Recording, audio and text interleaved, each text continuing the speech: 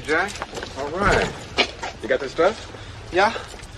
All cleaned and oiled. Oh, yeah. Beautiful. Beautiful. Let's get it on. Who are these guys? It's my theme music. Every good hero should have some. Hot damn, it's time to get down to the jam. It's time to get down, it's time to get down, it's time to get down to the jam. I said it's time to get down to the knowledge, gonna get on down with the know. On the morning coffee show, on morning coffee with Keith, here on Pop Culture Minefield.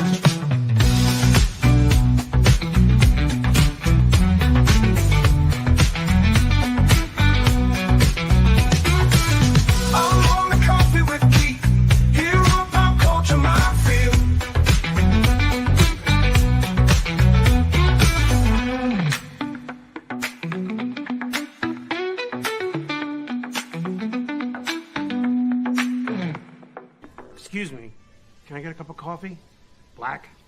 Can't you see we talking? White? Good morning, everybody. I'm still jamming out to the theme song here. Not for you.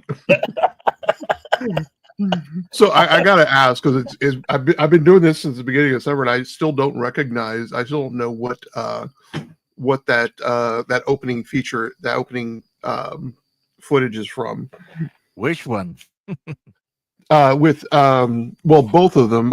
But the first part where he's was walking with the theme music. Oh, I'm gonna get you, sucker. Yeah, I'm gonna get you, sucker. Come on, man. You've never seen that movie? You have to. I may have. I may have, but I haven't. You and I are gonna have to watch that movie, man. We're gonna have to watch that movie because Right. I mean, you and me. I'm gonna have to see. I'm trying to be a nice guy about it, but I am gonna have to tell my brother. I'm gonna have to tell Kevin that you've never seen that. I'm sure Kevin's gonna like, what? You've never seen that movie?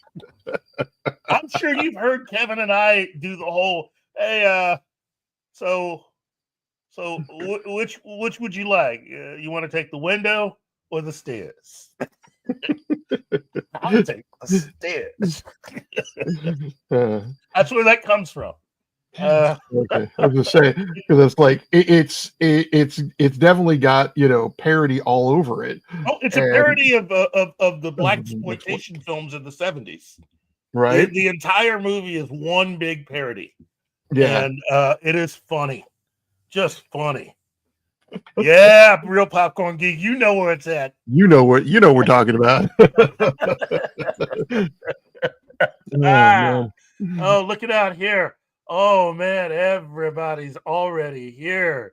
Tom Baker, Gambit, 1987, real popcorn geek, man. And of course, the lovely Anima Confusa. Yeah. She's like that. She's all good. Yes, I think you need to make an introduction. Oh yeah. Well, thank you for doing that. This is going to lead us to today's big guest. Everybody, look, we've had him here before, but it bears repeating. There's just something about literature, really, that is the main basis of a lot of what we've gathered around ourselves. There was a time when everybody read, and I long for those days again, because literature really is at the heart of what our fandom is. It doesn't matter if you're into science fiction, fantasy, horror. It's at the heart of what we are. Right. And some of the biggest talent that we've had are just some of the best writers out there, whether you're talking Stephen King or Edgar Rice Burroughs. And I just want to say it's really good to have an author that you can always read and one whose work is means something to you, like Vince. But D.A. Roberts is at another level. I've known him for a while, And I got to say that he's someone that seems to combine an understanding of authority figures and of the supernatural, and has a way of combining it that really gives rise to a very unique voice. And if you've never read any of his books, I charge each and every one of you out there to just seek out his. Well, I think we're gonna have it's www.daroberts.net. But here's the talent behind that, introducing Mr. D.A. Roberts. Everybody, give it up. Give it up for D.A. Roberts, everybody. So weird thing is, DA is the reason I got into. He's the reason I got into self-publishing.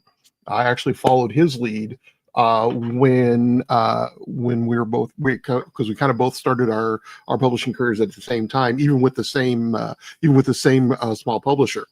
And he went into self-publishing, and damn, he blew it away.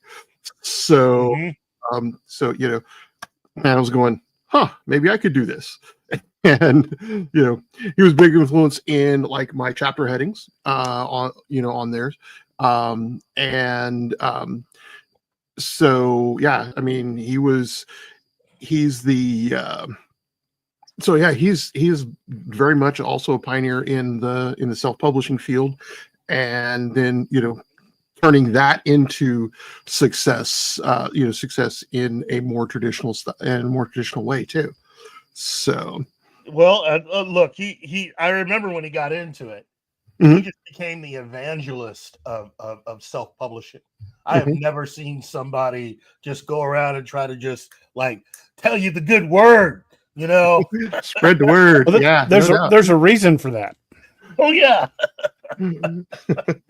Mainly because if you are a first-time author or even a relatively small name author with any of the big publishing houses, you're still going to have to do 100% of your own legwork for advertising them, because they're not going to put any money into you. They're going to see if you've got any legs, and if you do, then they'll start putting money into advertising. But if you're going to do 100% of the legwork anyway, you might as well reap 100% of the profits. Precisely. I hear that. I hear that. Look, I mean, I at one time entertained the thought of actually writing a few things. And then I remembered, wait a minute. No, I'm me. Come on. Nobody wants to hear what I have to say. I would rather read You'd be surprised, man. You'd be surprised. Right? Look, he's still trying. There's an audience for just about anything. That's all I'll say. Yeah. Well, right. I mean, if you've seen the success Chuck Tingle has,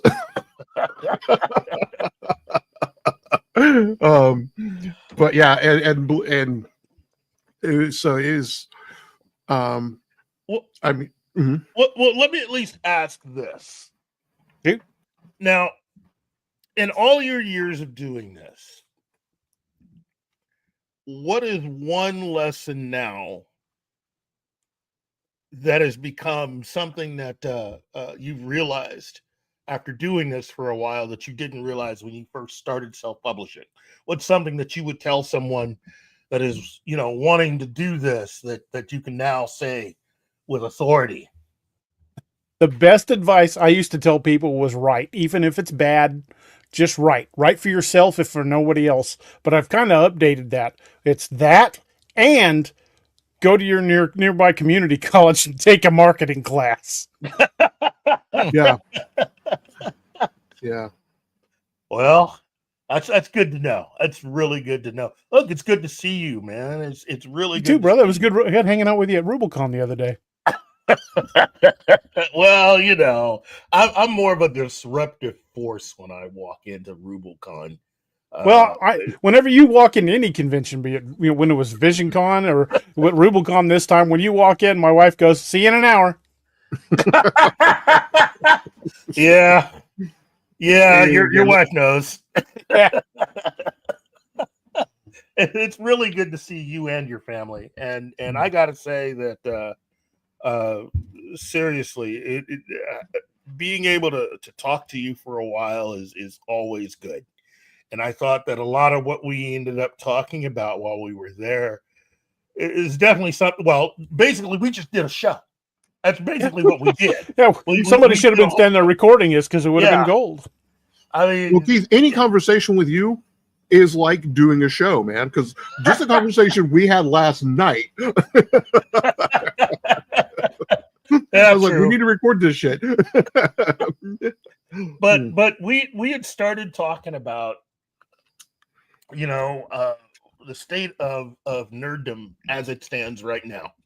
And as I said for your introduction, literature is really how all of this began.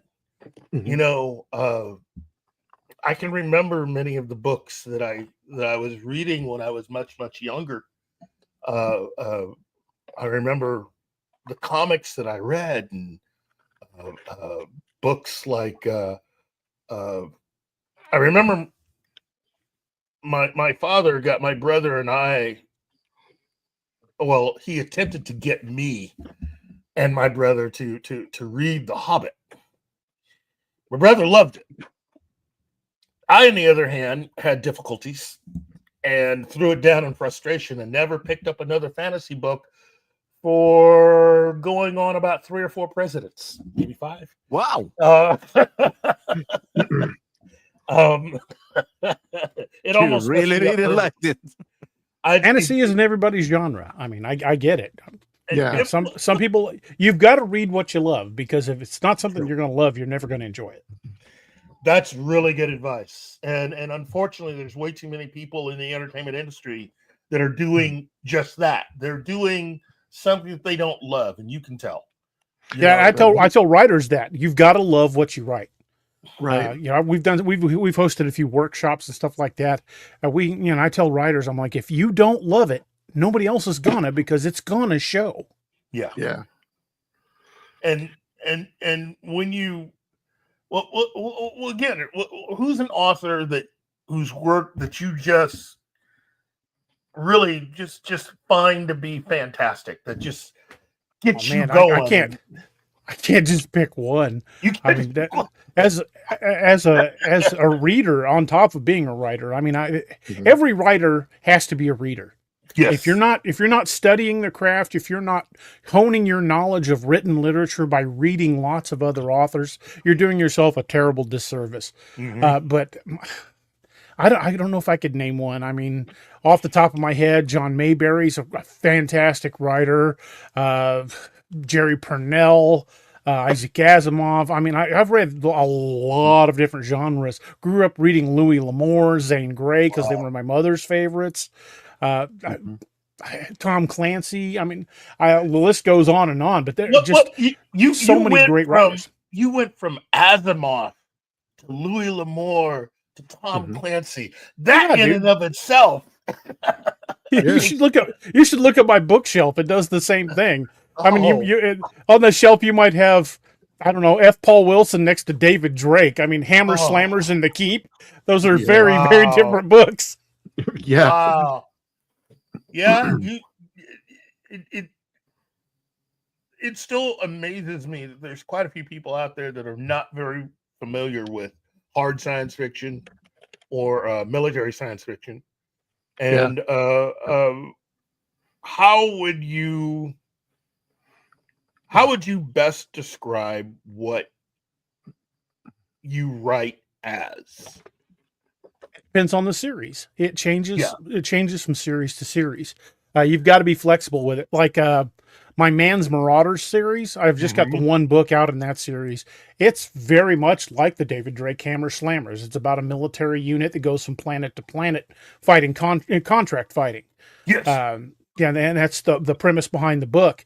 But the first 2 sci-fi books I wrote were called the Lost Legion series. And while they were still military, it was from a totally different perspective. It was a group based on the Roman Empire who was trying to rebuild their civilization. Wow. So it really depends. I mean, and for my Codename Wild Hunt series is military, but my Apex Predator series is Native American. Apples and oranges. Wow. Wow. I have to at least also ask this. When you look at a lot of the properties that Hollywood has decided to adapt, have you found yourself, at least, is there one or two projects that are really well done, or has everything just been kind of a miss and or an occasional hit? Well, the answer is yes and no to that. I mean, there's some properties that started out good and just got bad. But what you were saying was some kind of a throwback to what you were saying earlier about, what different media. But really all boils down to the same thing. It's all storytelling. Yes. And whether it's video, whether it's interactive, whether it's role playing on a computer screen or on a book, well, audio format, written format, it's all about storytelling. And if the stories aren't good, people just aren't going to like it. And that's the way it is. I mean, we are story driven people. I mean, from the time our ancestors were sitting around a cave and, Ooga Booga decided to tell Jimmy Joe about the big hunt.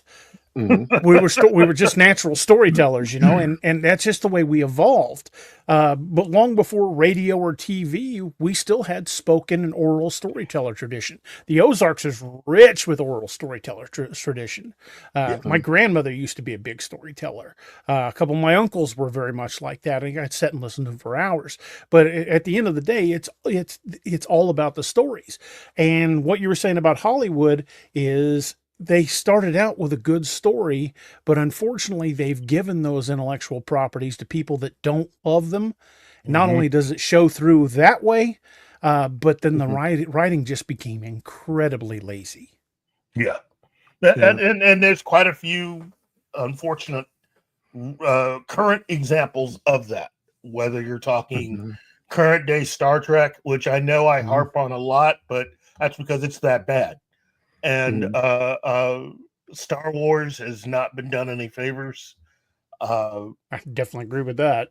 It is, yeah. I mean, we could list, all of us being fans, we could list all the different ways that Disney has dropped the ball when it comes to Star Wars.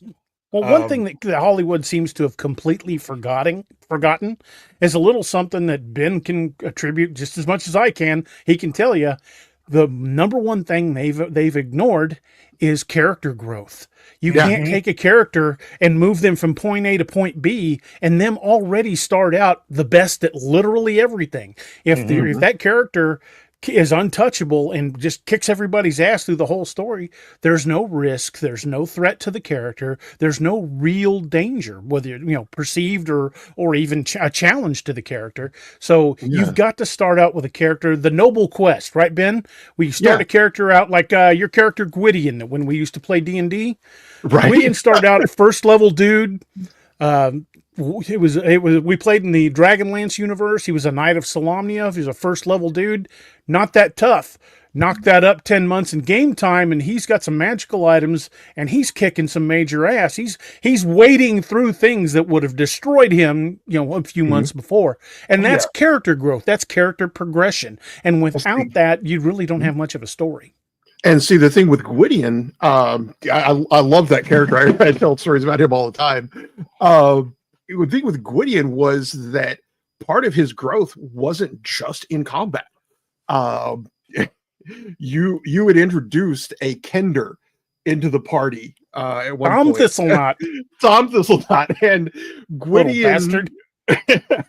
Well, everybody else was just so frustrated, and Gwydion, the Knight of Solamnia, the uptight, the uptight executive of the party, was one who goes, and had to figure out how to deal with this little guy, walking up with us and is going, "Hey guys, I found this artifact that the Death Knight loved," and we're going, "Ah!" and the king of kleptomania himself. Yeah, and Gwydion eventually had to come up with the concept of, "Hey Tom, before we leave town, here's all the cool crap I've found. Let's swap stuff." And, And he just kept a bag of like shiny rocks and pieces of granite, and anything that looked cool or shiny, and he'd be like, "Oh, he'd trade you a +5 longsword for a shiny rock because it's a Right. Kinder. He's Yeah. all about the shiny." he's all about shiny. And then I remember one of the best parts, because even Tom grew because he wasn't just a one-note character. After a certain point, he's going, "Oh, hey, they like money. Okay, I want a gold piece for this +5 Avenger." Wow. Still didn't have a big concept of what it was worth, but he switched it up. Switch it up. And see, those are the pieces of character growth that you can get. I mean, Wolverine, to go to what you were talking about earlier on, Wolverine is the best he is at what he does, but he's still vulnerable. Mm-hmm. There are points where you can get to him, and the characters have got to grow. They can't come out fully formed, which was one of Doc Savage's problems. Is that he was like the perfect human being, but that was that's pulp for you. Well, I think pulp was meant to be more akin to like fast food compared to a gourmet dinner. Pulp characters were meant to just service. Having them be perfect was a way of serving you up some heroisms from characters that were very reliable. You didn't have to worry about them changing. It's all about the adventure that you put the character in. Right. That really is pulp versus, having a general story, having something like, like for instance, the aforementioned Lord of the Rings. Those characters had to grow. That or was die, the kind of, literally, or die. You have stories where you introduce characters and you get to see that character growth. Even with James Bond, that's one of the things that isn't really well known about the Bond character, is that Fleming started to change the character over time. But because the Hollywood, because the studio, Eon Productions, filmed all the books out of order, it's really difficult to tell that the character is going through some character growth and changes. So we're so used to seeing like Dr. No, which is like the 4th book in the series. and when you try to watch the movies in the order that the books came out, because they did film them out of order, a lot of the basic messaging and character growth is completely lost because you keep changing actors. Because Casino Royale is really the first adventure, and yet Sean Connery's version of Bond doesn't come in until like the 4th book. Yeah. So you're taking snapshots of the character, and I hope that Amazon will resist the urge to try to change the character to fit who they are now. You are wishing wishing up a tree there. Someone posted a meme on Facebook the other day that said, "Name the single worst person to play James Bond." I'll wait. And I'm like, oh, I think Amazon's fixing to do that for us. Yeah. Amazon's about to go, wait, y'all, hold my digital beer. Oh, wow. I'm not, look, I said it a year ago, and I'll say it again. They could really do themselves some favors if they really want to have the quote unquote Amazon version of the character.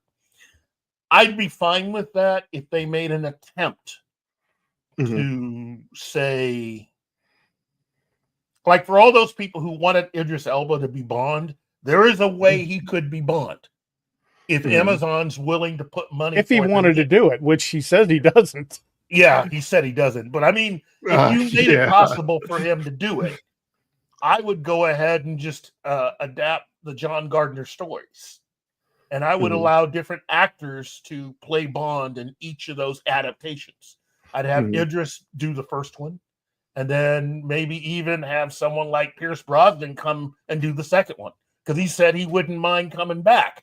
And that would be a way to have older actors play Bond. Right. Well, and because playing Bond also means that like you can't wear a tux in a movie ever again. So I just went, you know what? I want to look good in a tux at least one more time in my life. Yeah.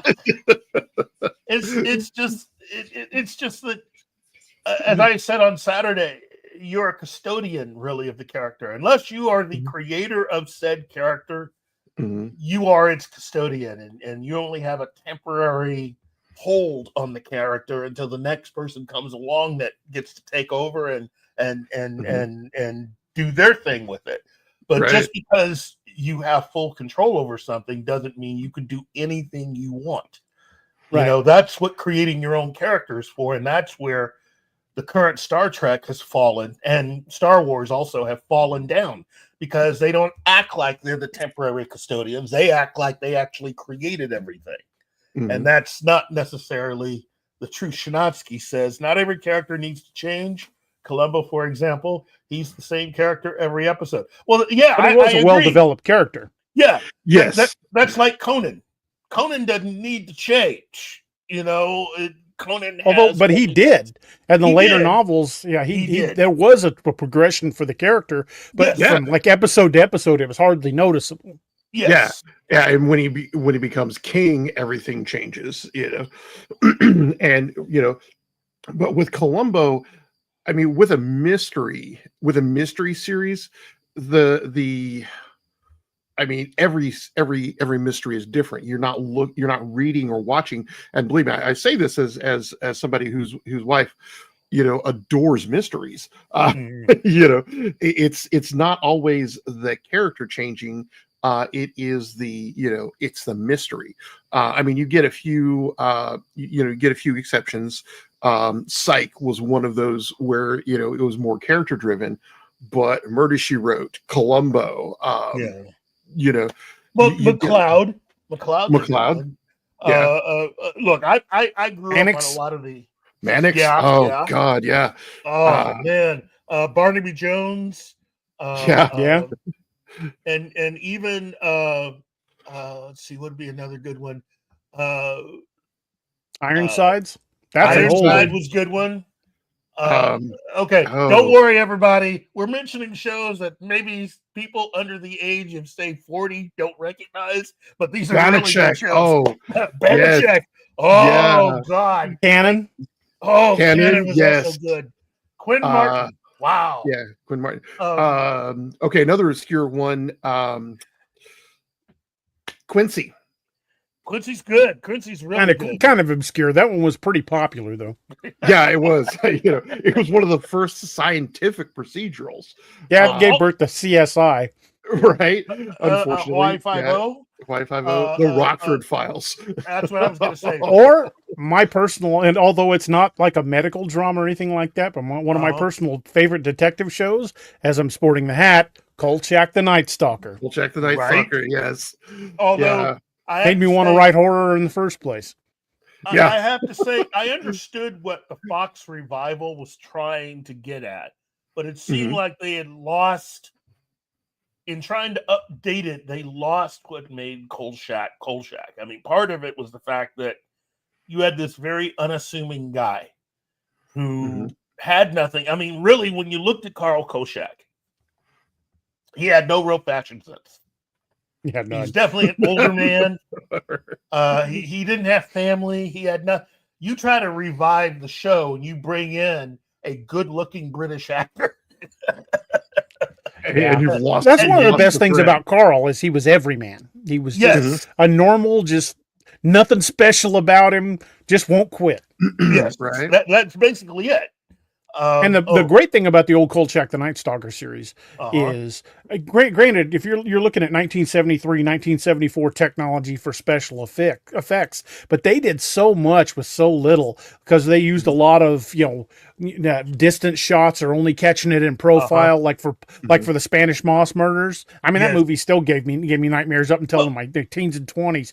Great episode, but it was the writing that really stood out on that. I think if you took those exact scripts and you could find someone like Darren McGavin done to take on the role of Carl. Granted, finding somebody to play those roles the way they should be played is going to be the challenge. But if you could do that with modern special effects, the writing still holds up. Yeah, there'd have to be some modernization done. Carl would probably still drive a crappy 1966, Mustang, but that's just Carl. Probably been driving it since 66, but there's certain things that could be updated. And that building where INS was is still there in Chicago. Yeah. Well, Tom and the Baker. thing. Oh, I was just going to say, Tom Baker, you're right. The secret was Dan Curtis. Although to me, he's one of the things that made Kolchak so good. But Dan Curtis, who in my mind was the king of horror television in the 1970s, and I just I can think of a few things that Dan Curtis produced that still scare me to this day. And I'm 50 plus years old, and I still can't think of some of that stuff without getting the willies. Right. But It's hard to beat some of the old Hammer films too, Oh. because they were schlocky, but they were fantastic. Well, and the thing about, I think, the Hammer films is they took themselves seriously enough that they could be bad, but and it would make them good. Yeah, that's one of the things that I think is so important about bad films is if they want to hit the so bad they're good, they've either got to take themselves so seriously that they remain true to themselves and you can't help but love them, or not take themselves seriously at all and intentionally be bad. But with one thing that you mentioned with Kolchak, D.A., was that a lot of times you didn't see the bad, the big bad of the episode. It remained this scary thing that our imaginations filled in all the blanks for, because we lived through the reactions, the fear of the characters, and that was fantastic writing. Is where the big bad lives in our head rent free without us ever having to see the guy in the rubber suit, or with the cheap fangs, because we learn about him. It reveals more than it just flat out, than it spotlights. Like in the episode The Zombie, where you really don't see the zombie other than in quick profiles until he finds the body in the junkyard. And when he's like going to strangle it and its eyes open, that scene still freaks me out. And I know it's gonna happen. But I'm still like, oh god, it's still that was the original jump scare. Yeah, right. Yeah, and you're right. Real popcorn. You guys did get that wrong. It was ABC, not Fox. And Gambit. Magnum PI for me is a great example of what could have been a really cool revival show. Okay, so say which one are they talking about? But I will say this: since learning the information that Tom Clancy was trying to bring it back, I have now changed my mind on the revival. I now hate it because it cost us something really cool. I know I didn't get a chance to tell you this, D.A. I don't know if you've ever heard this before, but Tom Clancy really liked Tom Selleck to the point that when he was writing The Hunt for Red October, that's who he pictured as Jack Ryan was Tom Selleck. Yeah. So he was a big. See, I told you. Give it up for Anima, everybody. But I will say this: he was a big fan of the Magnum television series to the point where he got a hold of Tom Selleck and he said, "Look, I got an idea for a series of Magnum movies that we could do that would move the character forward from where you left off, considering where the character was headed at the end of the series," which, when you think about it, puts that character square into the same territory that Tom Clancy likes to write. And basically, CBS and Les Moonves said no. And that to me, that's just cutting your own throat just to spite somebody. I mean, I heard that and was just like, He was offering to throw bags of money. Now let me give you this truckload of cash, and they're like, nah, we don't want it. and you got to Nah, remember, I couldn't. No. for those that don't get it, Tom Clancy at that time in the 90s, he was still on that ascent up. You know, he was an author that was on his way because as he was, every book he came out with just became an instant hit, instant bestseller. Yeah. So his early novels were amazing. Oh man. But And you can kind of really see the point where, you know, he was just kind of there. And then once they took over in his name, they just got bad. Yeah. And I just would have loved to have seen what he would have done, fully concentrating on the character of Thomas Magnum and what his life would have been like, leaving Hawaii and going back into military intelligence. And I think we were all robbed of something really great, because I think that could have been awesome. Oh, it would have gone. Magnum PI would have been a show that could have been a great beginning to a character and allowed us to see this character grow, because the final 2 seasons, Tom Selleck began to take the character in a different direction. It wasn't the same show that it was. And so you saw a lot of growth in the character. And to think where that character would have wound up with Tom Clancy helping to guide his adventures. Just wow. I mean, Robin Masters would have had a whole new series of stories to write. Yes. Tom Clancy as Robin Masters. Oh my God. That would be a whole different spin. Right? But still, it would have just been amazing. And because the thing is, Tom was down for it. He was, remember, Tom coming out of Magnum PI was done with the character. And he talked to Tom Clancy, and they both reached an agreement. And it was like Tom Selleck was like, "Okay, I'm ready to get back in this." And they approached CBS about it, and they got rejected. And Tom could carry it. I mean, he's a good enough actor. He's got the chops. He could have carried a movie franchise. Oh yes, yes. I mean, look at the series. I know, granted, they were made for TV movies, but they were still movies. The Jesse Stone series, those were great. Yes. And talk about character progression. You see him start at rock bottom.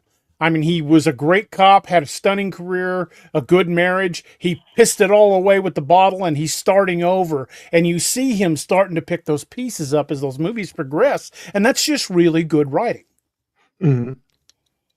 I have always seen Tom Selleck as someone who should have had a much better film career than what he did.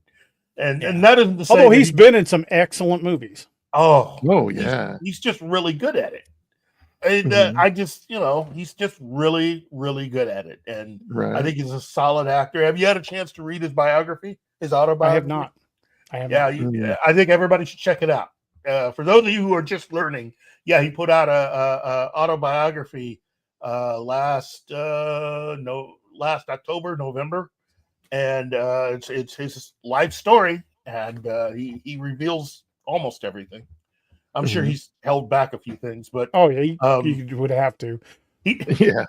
It's all about his life and his formative years, even when all the way leading into his time on Rockford Files and what he learned from James Gardner and stuff like that. Which to me, that's the fascinating part right there is being on the Rockford Files. But that was a good show. Everybody wanted Rockford's car. I wanted Rocky's truck. Yeah. Well, that blue Chevy Stepside. I wanted that truck so bad. We had one of those growing up, and it was just like, I was so sad when we got rid of it. That was a show that could have easily been brought back, but you need the right kind of person to bring that one back. If you're going to do a revival of that, what I heard was they were going to try to make movies, motion pictures, and that they were wanting to adapt the Rockford Files, and that they were looking at Ben Affleck to take the lead, which I wouldn't have minded at all, except at the time, this is the pre-Zack Snyder Ben Affleck, which I don't know would have worked for me. Post Zack Snyder, yeah, I can see him. I can see him as Jen Rockford. Yeah. But pre that, I don't know. Then again, I'm the guy that, like I said, I started out trying to be nice to the Magnum PI revival, but since finding out the information about Tom Clancy getting rejected, yeah, that's a completely missed opportunity. Oh, geez, you could have been printing money. You could have been printing money with that one. Oh, hell yeah! Because especially catching it in the '90s when Clancy was like, was like a household name and good. Oh man, there are some of his books that would be, even today, would be great movies. Rainbow Six, if done right, would be an amazing film. The problem is they wouldn't do it right. Guaranteed. Yeah. Well, they would try to modernize it, and Rainbow Six was, Rainbow Six, he chose settings and things like that defy just being, put into specific times. Rainbow Six is one of the few Tom Clancy books that I ever read, and I think I read it at your suggestion, DA. Was because I love the characters and the way that whole, it was a great ensemble cast, of good characters, and yeah, it just one thing I liked about Rainbow Six is they brought back some of the lesser characters, like Clark and Ding Chavez. Ding was one of my favorite characters. I loved him. But when they brought him back in Rainbow Six, I'm like, yes, about time. Because he's just a great character. And the bringing those characters together and the missions they went on, they were just awesome.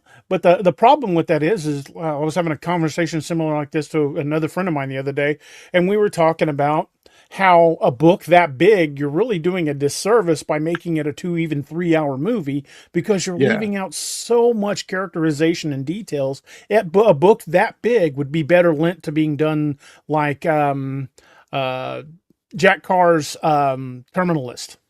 Yeah. Yeah, or even like Babylon 5, a limited series that had do a season per book. Wow. It's we got a lot of hellos. It's the Sentai Ranger Donnie. Hey, good morning to you, my friend. Says my introduction to Tom Clancy was the 1990 Paramount Picture adaptation of The Hunt for Red October. That was a good adaptation, not perfect. Having read that book, I can see the difference between the book and the film. But the Reacher approach. Yeah. Speaking of Reacher, did you see the first step? Did you catch Lee Child's cameo? Yes. I loved it. When Annette and I were watching that for the first time, because I met Lee at a convention, and I didn't get to talk to him for like, okay, would you sign this, please? I'm a big fan, and that was about it.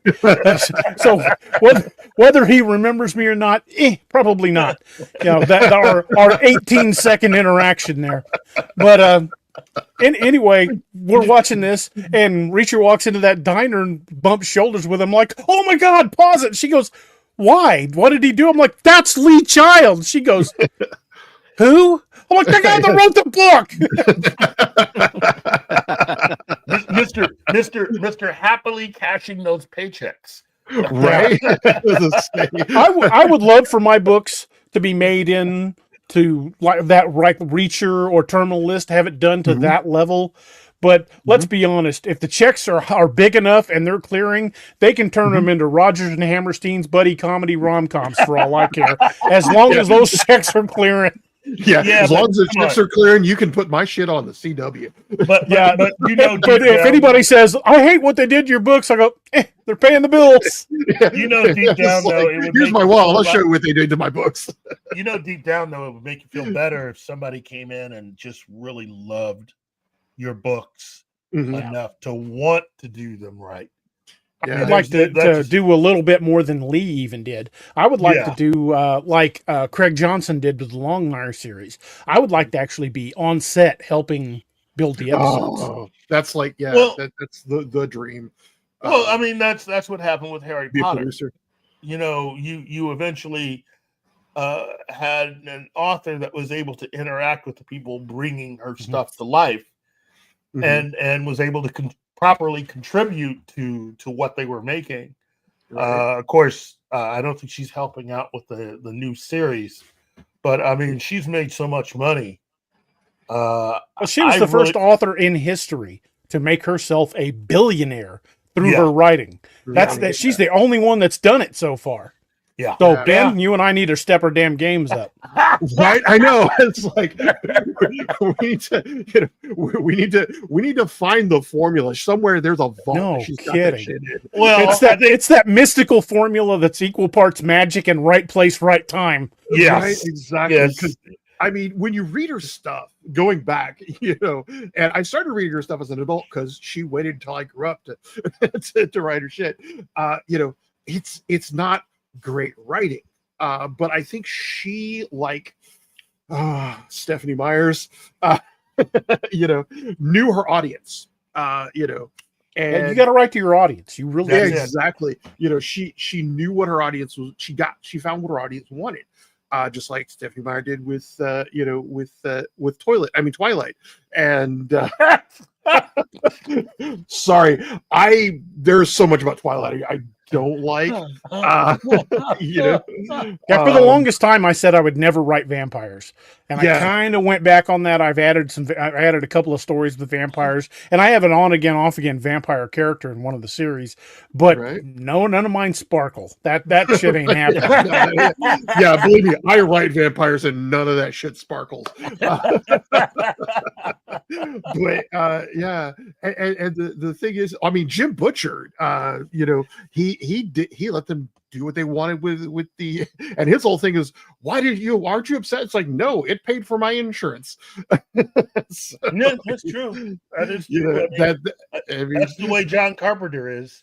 mhm. You know, anybody that wants to update one of his movies and ideas is like, hey, just make sure you spell my name correctly on the check. You know, Right, right. exactly. Yeah, maybe put my name on the credits. But yeah, I would. My dream would be to be on set and to be part of the production team.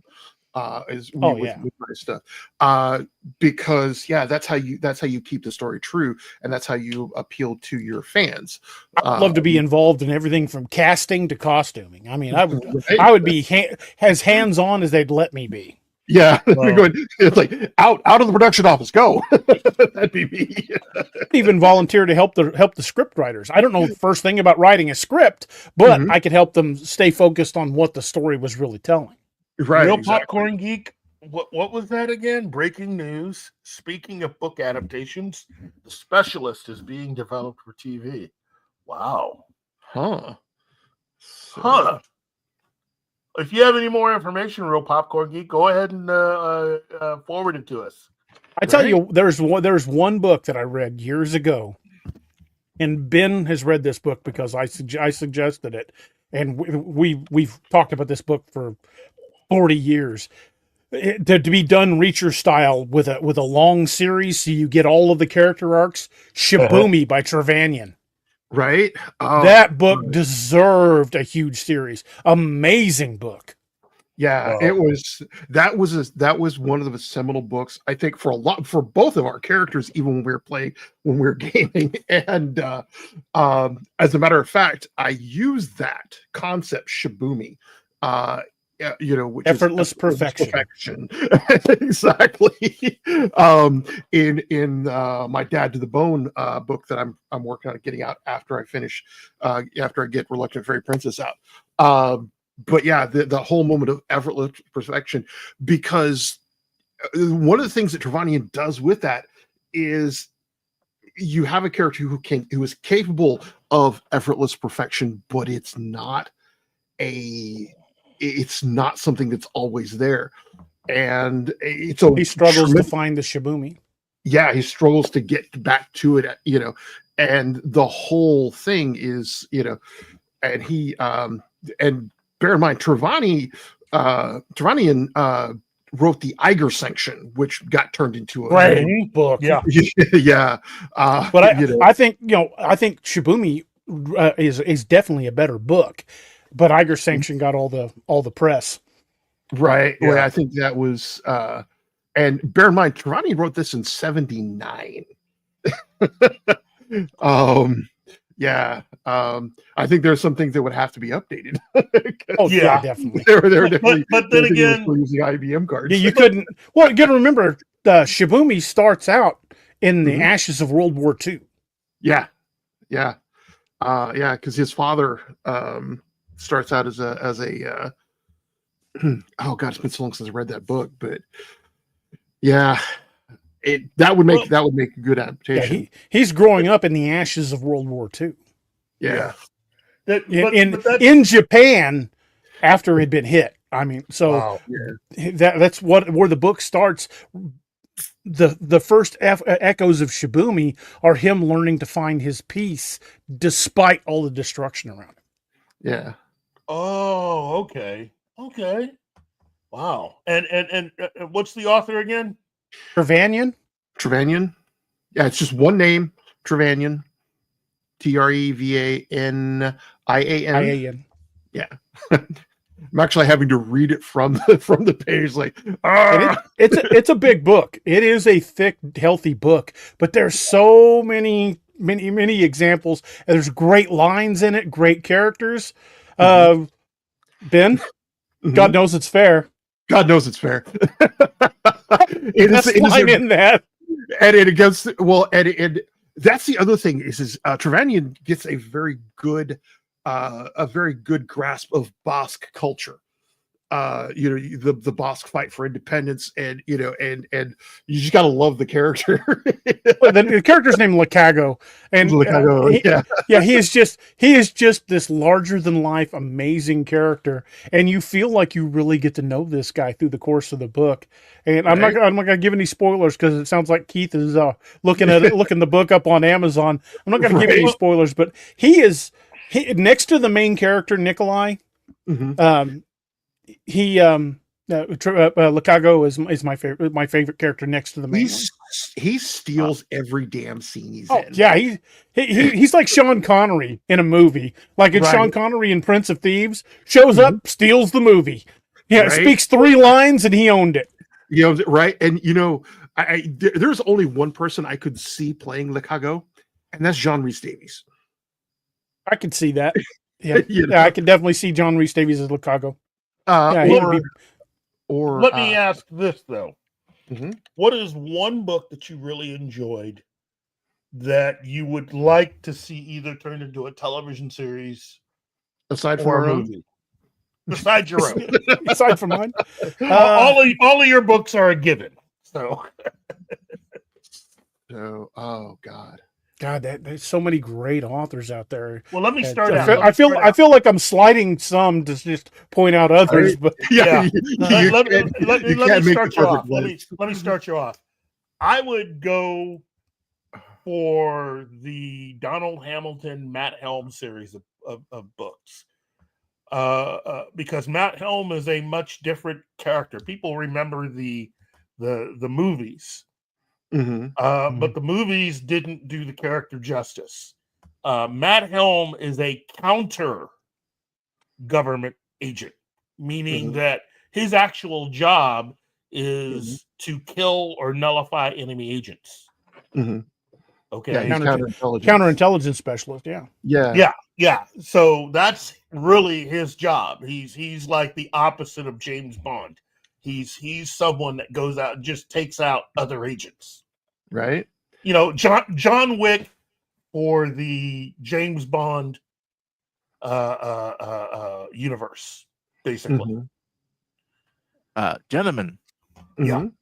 our good friend Real Popcorn Geek has gave me additional information about the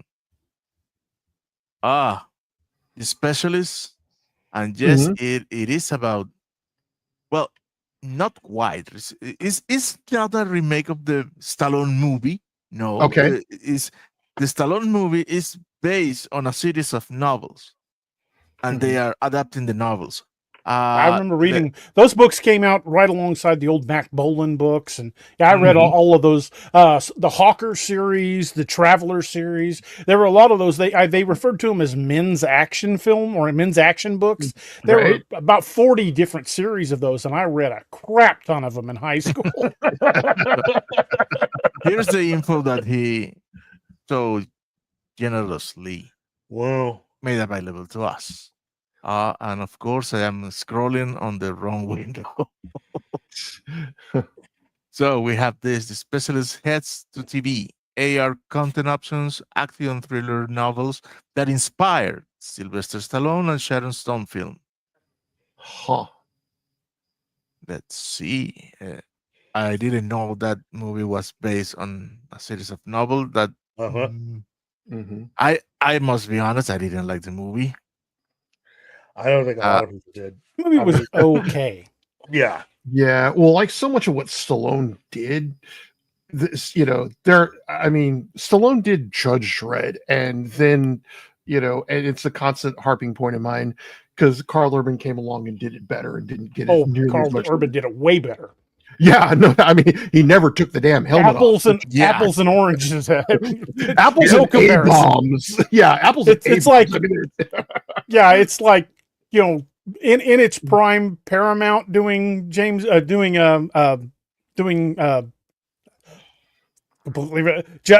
like in its prime, Paramount doing Judge Dredd versus the CW doing Judge Dredd. No. Yeah. Yeah, it's that bad of a comparison because there really isn't one.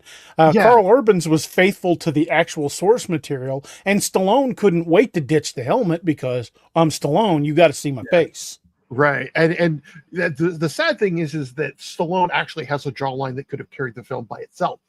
Yeah, and you could still tell who he was. Yeah, There was exactly. only one point in that Stallone Judge Dredd film. There was only one moment when he really sold the character, and that was the courtroom scene when he stands up and goes, "I never broke the law. I am the law." Yeah. That was Dredd. The rest of the movie, just fluff. Yeah, it was, well, his evil twin brother, and I'm just like going, this is the plot line you to start with? Yeah, no kidding. Yeah, I mean, they could have brought in Judge Death. They could have. Yeah. There's so many Judge Dredd plot lines they could have done, but they chose that. right. Yeah, Well- I mean, Well, now let me ask then: what would you pick as something that that you would adapt and turn into either a movie or a series? I've been thinking about that since you first started to ask that question, mhm. and this will not surprise Ben, but it'll probably surprise you, Keith. Okay. I would like to see it done, especially the way modern Star Trek has been done, but do it like Star Trek the motion picture style with the full cinematography, the full scoring, and even a longer movie, almost 3 hours. Mhm. But to actually do a full big screen, high value production of John M. Ford's The Final Reflection. Yes. Oh my God. Yeah, that is one of the seminal Star Trek, and back when Doug and I were Klingons.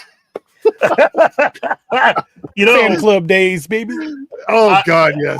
I gotta say, if we're gonna go down that road of Star Trek books, Mhm. okay, Oh, if we're gonna just put that up, then let me at least nominate Enterprise, the book Enterprise, mhm. because there were a series of books that they put out.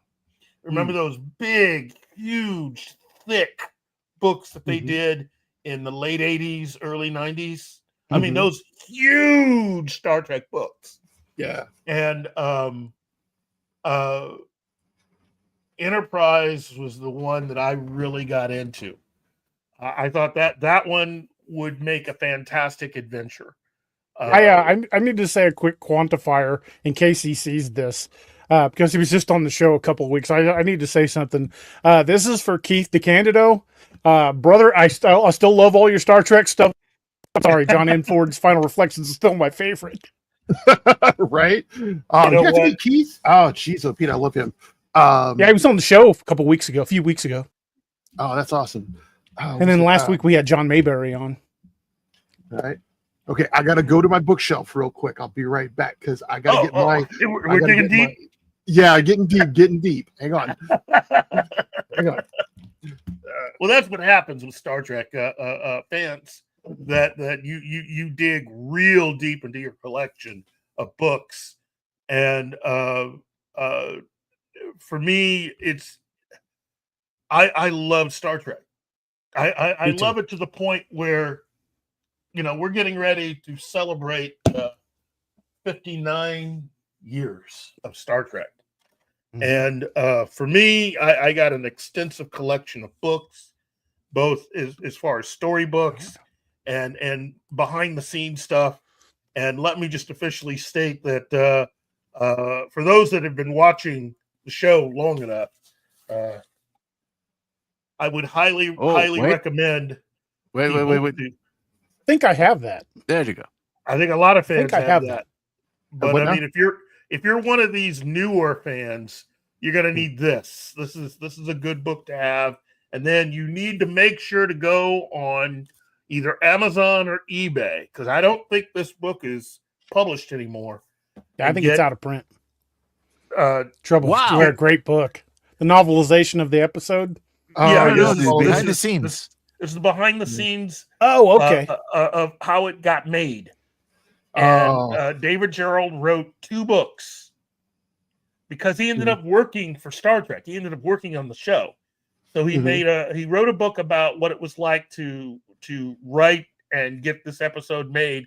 And then he wrote a book called The World of Star Trek, which was about working on the show. And what it was like to be there and the reaction of being Michael on the Kuda do studio. one of those too? He may have written a book about Star Trek, but he never worked on the original series. Yeah, because there's very few people still around that actually worked on the original series. Now, very few actors still around from the original series. I have talked about many times, and I've talked about this with Gary. I think even Gary agrees. We think the best one is the book Inside Star Trek. Because that book gives you everything you need to know about what it was like to actually make the show and what it was like during that time period when the show was in production.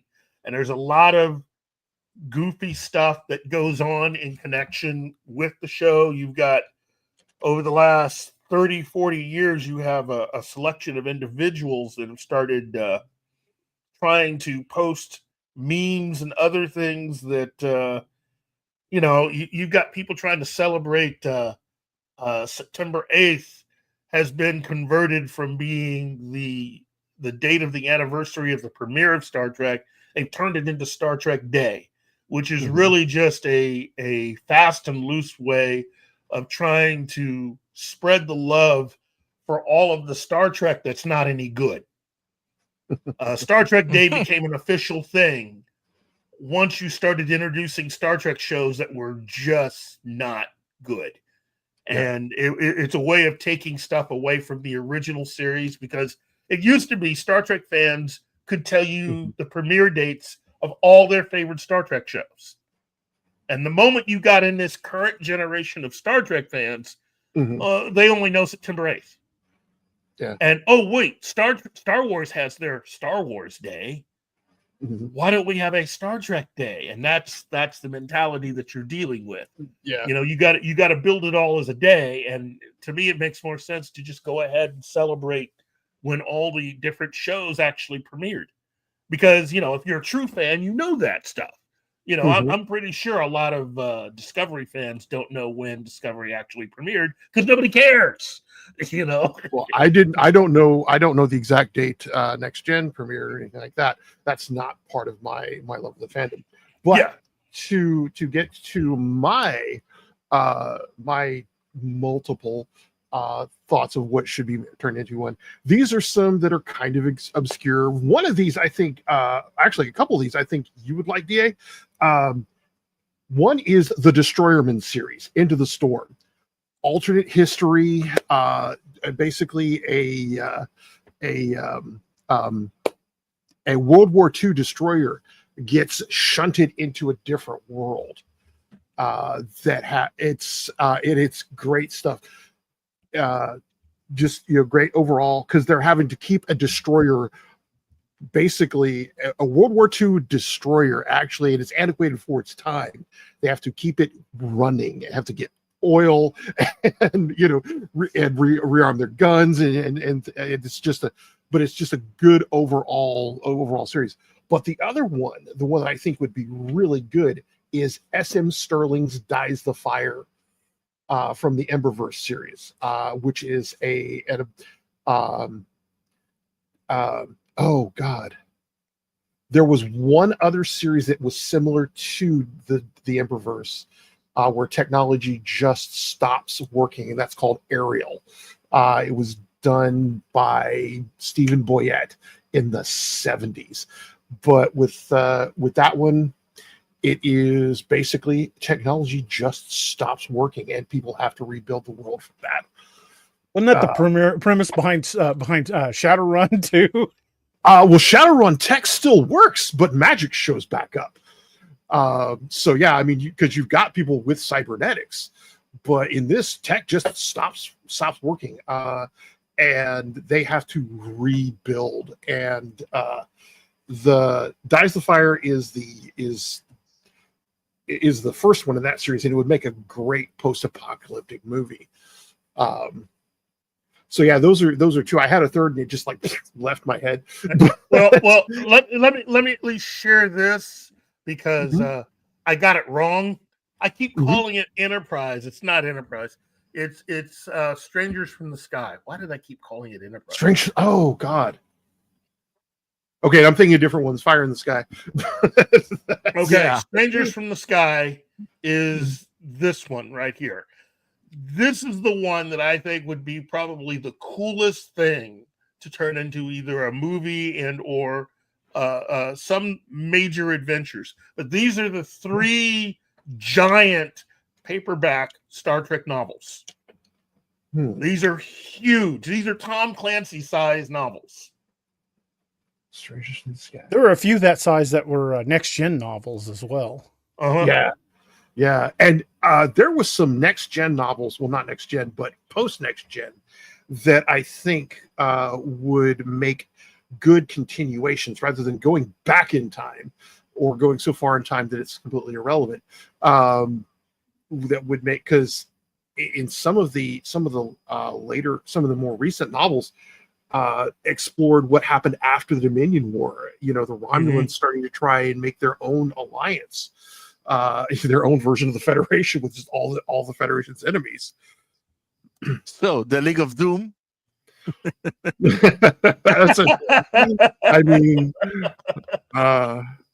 The Bizarro Federation. Bizarro Federation, yeah. Evil Federation of Evil. Basically, it's no different than what we have right now on Strange New Worlds and the World of Discovery, which, thank goodness, we seem to be attempting to come out the other side of a lot of that stuff. Right. Again, I do not hate anybody that is connected with it. I just think that they are mistreating the entire IP, and that it's time to bring in people who actually love Star Trek and aren't making any money on the side or getting money from any merchandising that pretty much just guarantees that they keep, that keep pretty much guarantees that they're going to keep making bad stuff because they're making money off of it somehow. Well, I think one of the biggest problems with current Hollywood approach is that they're trying to get new fans without appealing to all of the things that brought in the old fans. Yes. Because you don't get new fans by completely destroying the concept behind the franchise. You go with what worked with the original franchise, and believe me, there are people out there who will dig it. Well, yeah, you but could, that or you makes- could take the classic storyline and move it kind of in a direction where it includes other things, but you Yeah. don't fundamentally change characters or just ignore everything that came before, because Yeah. you'll piss off your entire fan base, and those are your bread and butter. And again, look at what's happened with both Star Wars and Star Trek. Mhm. They have lost a lot of their fan base because they did that. Right. And this is the same fan base that with typewriters and typewriters and mimeograph machines created the newsletters and the fanzines and all that kept Trek alive on life support until it could come out of that coma in the 70s.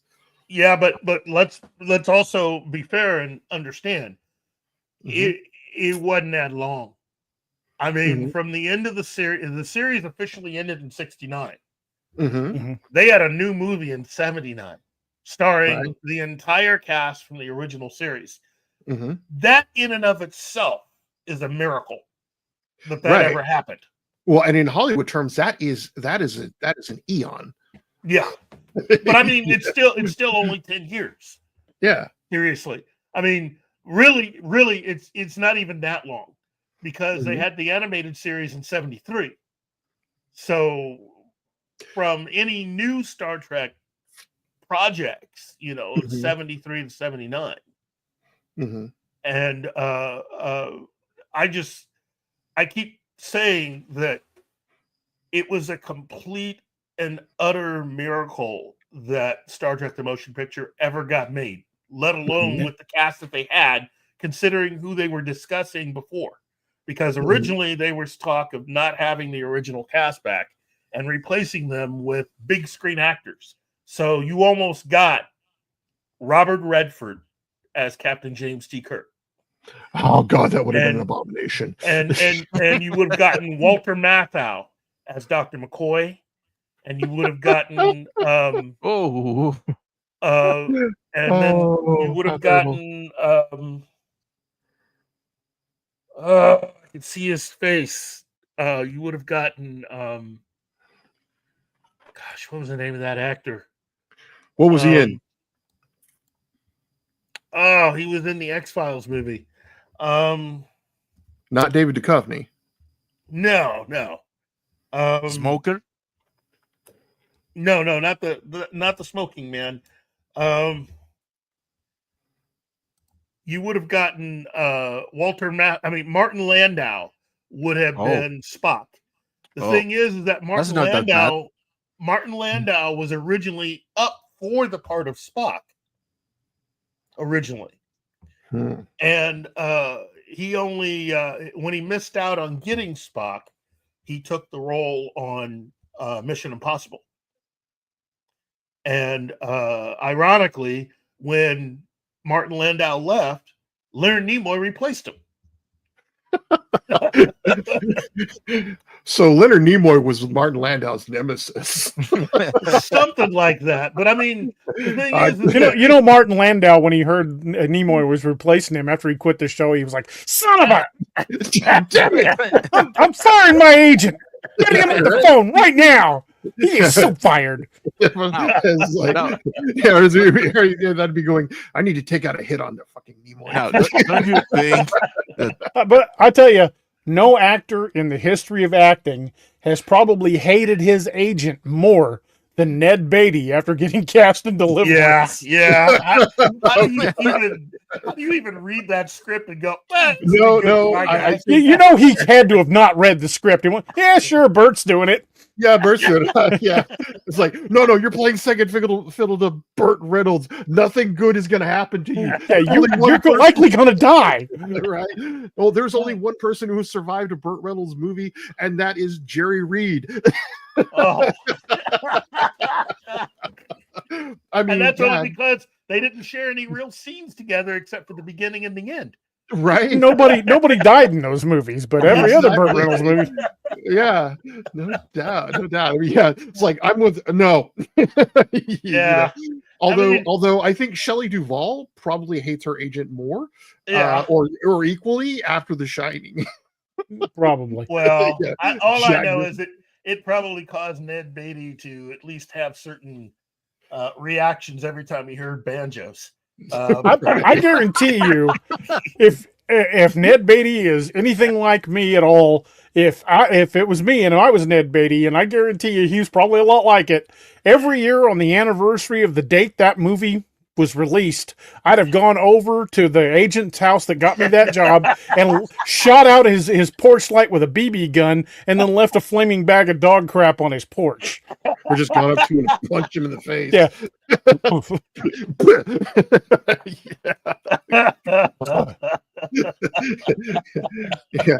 Yeah. Here's your royalties. He grabbed the mango. Look, I would have paid him back. Oh, I'm sorry, I broke all that stuff. Here, I'll pay you back in pennies. Mango what candy? I mean, it's like squeal like a pig. Wow. Yeah. Yeah. I mean, yeah. And you know, you gotta go. Beatty's going, I went to acting school for this. Just like, you know, Alan Tudyk's going, I went to Juilliard. I remember the first time I saw that, and even I was like, yeah, I don't need to hear banjos ever. Yeah, ever again. Yeah, you know, he won't drive within 100 miles of a bluegrass festival. Right. I don't think he'll even fly over Arkansas at this point. He won't even listen to Bella Fleck. Oh no. That's just the first time I saw that movie, it was like, okay, so John Voight, Burt Reynolds. Oh, here we go, Ned Beatty. You've never really acted before. Here Ronnie Cox. Ronnie Cox. Mm. And that's the other thing. Remember, I was telling you guys there's a bunch of new Star Trek figures being put out based on, you know, for characters that for one reason they're doing or a another, Jellicoe. Yeah, Jellicoe has his own figure. Jellicoe got his own figure. The captain you love to hate. Yeah, but he was right. That's the thing about it. He was right. Well, so was Ben Maxwell. Ben Maxwell in the Wounded. Yeah, he was right. Yeah, he was 100% right, and he still went to prison for it. Right. Well, see, and that was that's you know, a whole thing of good storytelling was, you know, there are conundrums there that you can't, you know, you have to have complex characters for, you know. Wow. Yeah. I just, you know, that's the thing. It's not that easy to write Star Trek, but if you get the right people, it really does help in being able to communicate good, solid stories and character development. It's really not that difficult. I would argue with you there, and I think Ben will agree because we used to play the Star Trek role-playing game all the time. It is entirely possible to tell good Trek stories as long as you are dedicated to and love the source material. As long as you know those characters well, and you know the story and you know the continuity, it is entirely possible to still tell very good high quality Trek stories. They just don't, because they don't do any of that. The writing is practically written by an AI anymore. Right. Well, and you can tell good Star Trek stories that aren't on the bridge of the freaking Enterprise. Yes. You know, I mean, some of my favorite gaming stories come from our time, you know, playing Star Trek. You know. Well, the thing about Star Trek, Strange New Worlds, I'm taking an aim at right now. The thing about Kirk that has to be understood is that you can often tell when somebody doesn't do the research. Is that there is the pop culture version of the character that everybody, quote unquote, thinks they know, versus the actual character as he was written on the original series. And Shatner's overacting. The original series had some really major differences that over time, a lot of that stuff either never got talked about or people just sort of forgot. And it was something that, while I know the movie isn't that well liked, you can at least tell that when Ronald D. Moore wrote his part of it, he did get one thing solid in the movie Star Trek Generations, which is the reason why Kirk feels the way he does about being a captain in the center seat. and that goes all the way back to the episode "The Conscience of King." That was the formative incident in his life. He was 13 years old, and he gets to watch 1,000 adults die. And as you eventually learn, which you can tell from the JJ films, the reason why I give them a pass is because it's an alternate universe. But the big differences between Kirk's actual life and the way it's presented in the JJ movies is that based on what you saw in the original series, Kirk not only had that incident happen when he was 13, he goes to the academy, he gets bullied, partially because he's a bookworm. He's Which not people get way wrong about Kirk. He was a bookworm. And that explains his relationship with Gary. Gary was when you think of someone that is willing to sleep with any woman at the drop of a hat, that's Gary. That's his friend Gary. And Gary was one of those career Starfleet officers. He was just good wherever he was at. He wasn't really anxious to try to zoom up the ladder to get something. Whereas James Kirk, he had a plan. He knew where he wanted to be. And so everything was about becoming a captain to him. And that is pretty much the only thing that they got right in the JJ movies was his drive to become captain. But all the other stuff they did away with. There was no Gary in the JJ movies. You never saw him as a bookworm, even though he's supposed to be that smart. They at least intimated in the JJ movies that his IQ was high. Right? I mean, this is the guy who plays 3D chess with Spock and challenges him. Yes. But he also has, he's someone that is struggling with having seen a lot of things, and one of those being people die. And then when he was the executive officer on the Hood, the episode Obsession, the cloud creature that ends up killing all his men, and he doesn't fire his weapon to try to kill it.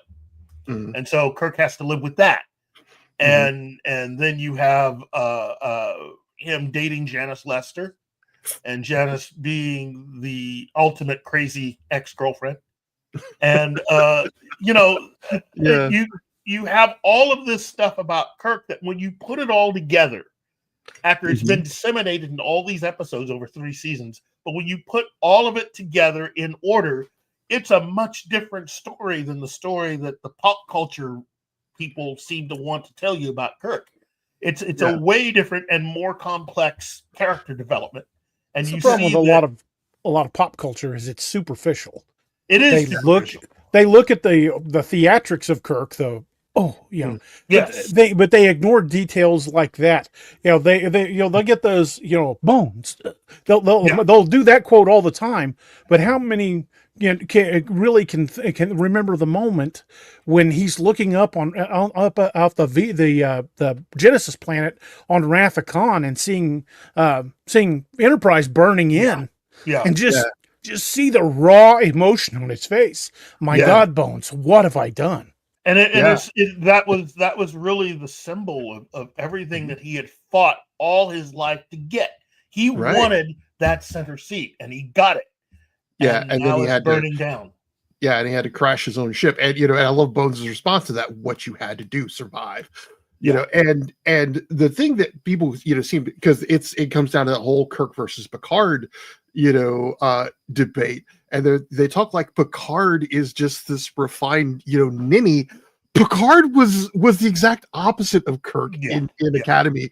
Picard was arrogant. He was cocky. And it wasn't until he got stabbed through a heart by Nausicaa that he went, "Hey, wait a minute here." It wasn't backing this up a little bit, right? And Picard was an amateur archaeologist. They're contemporaries because they are so similar, but we just but this is also Kirk, who is the deep philosopher, who is the one who goes, "No, I need my pain."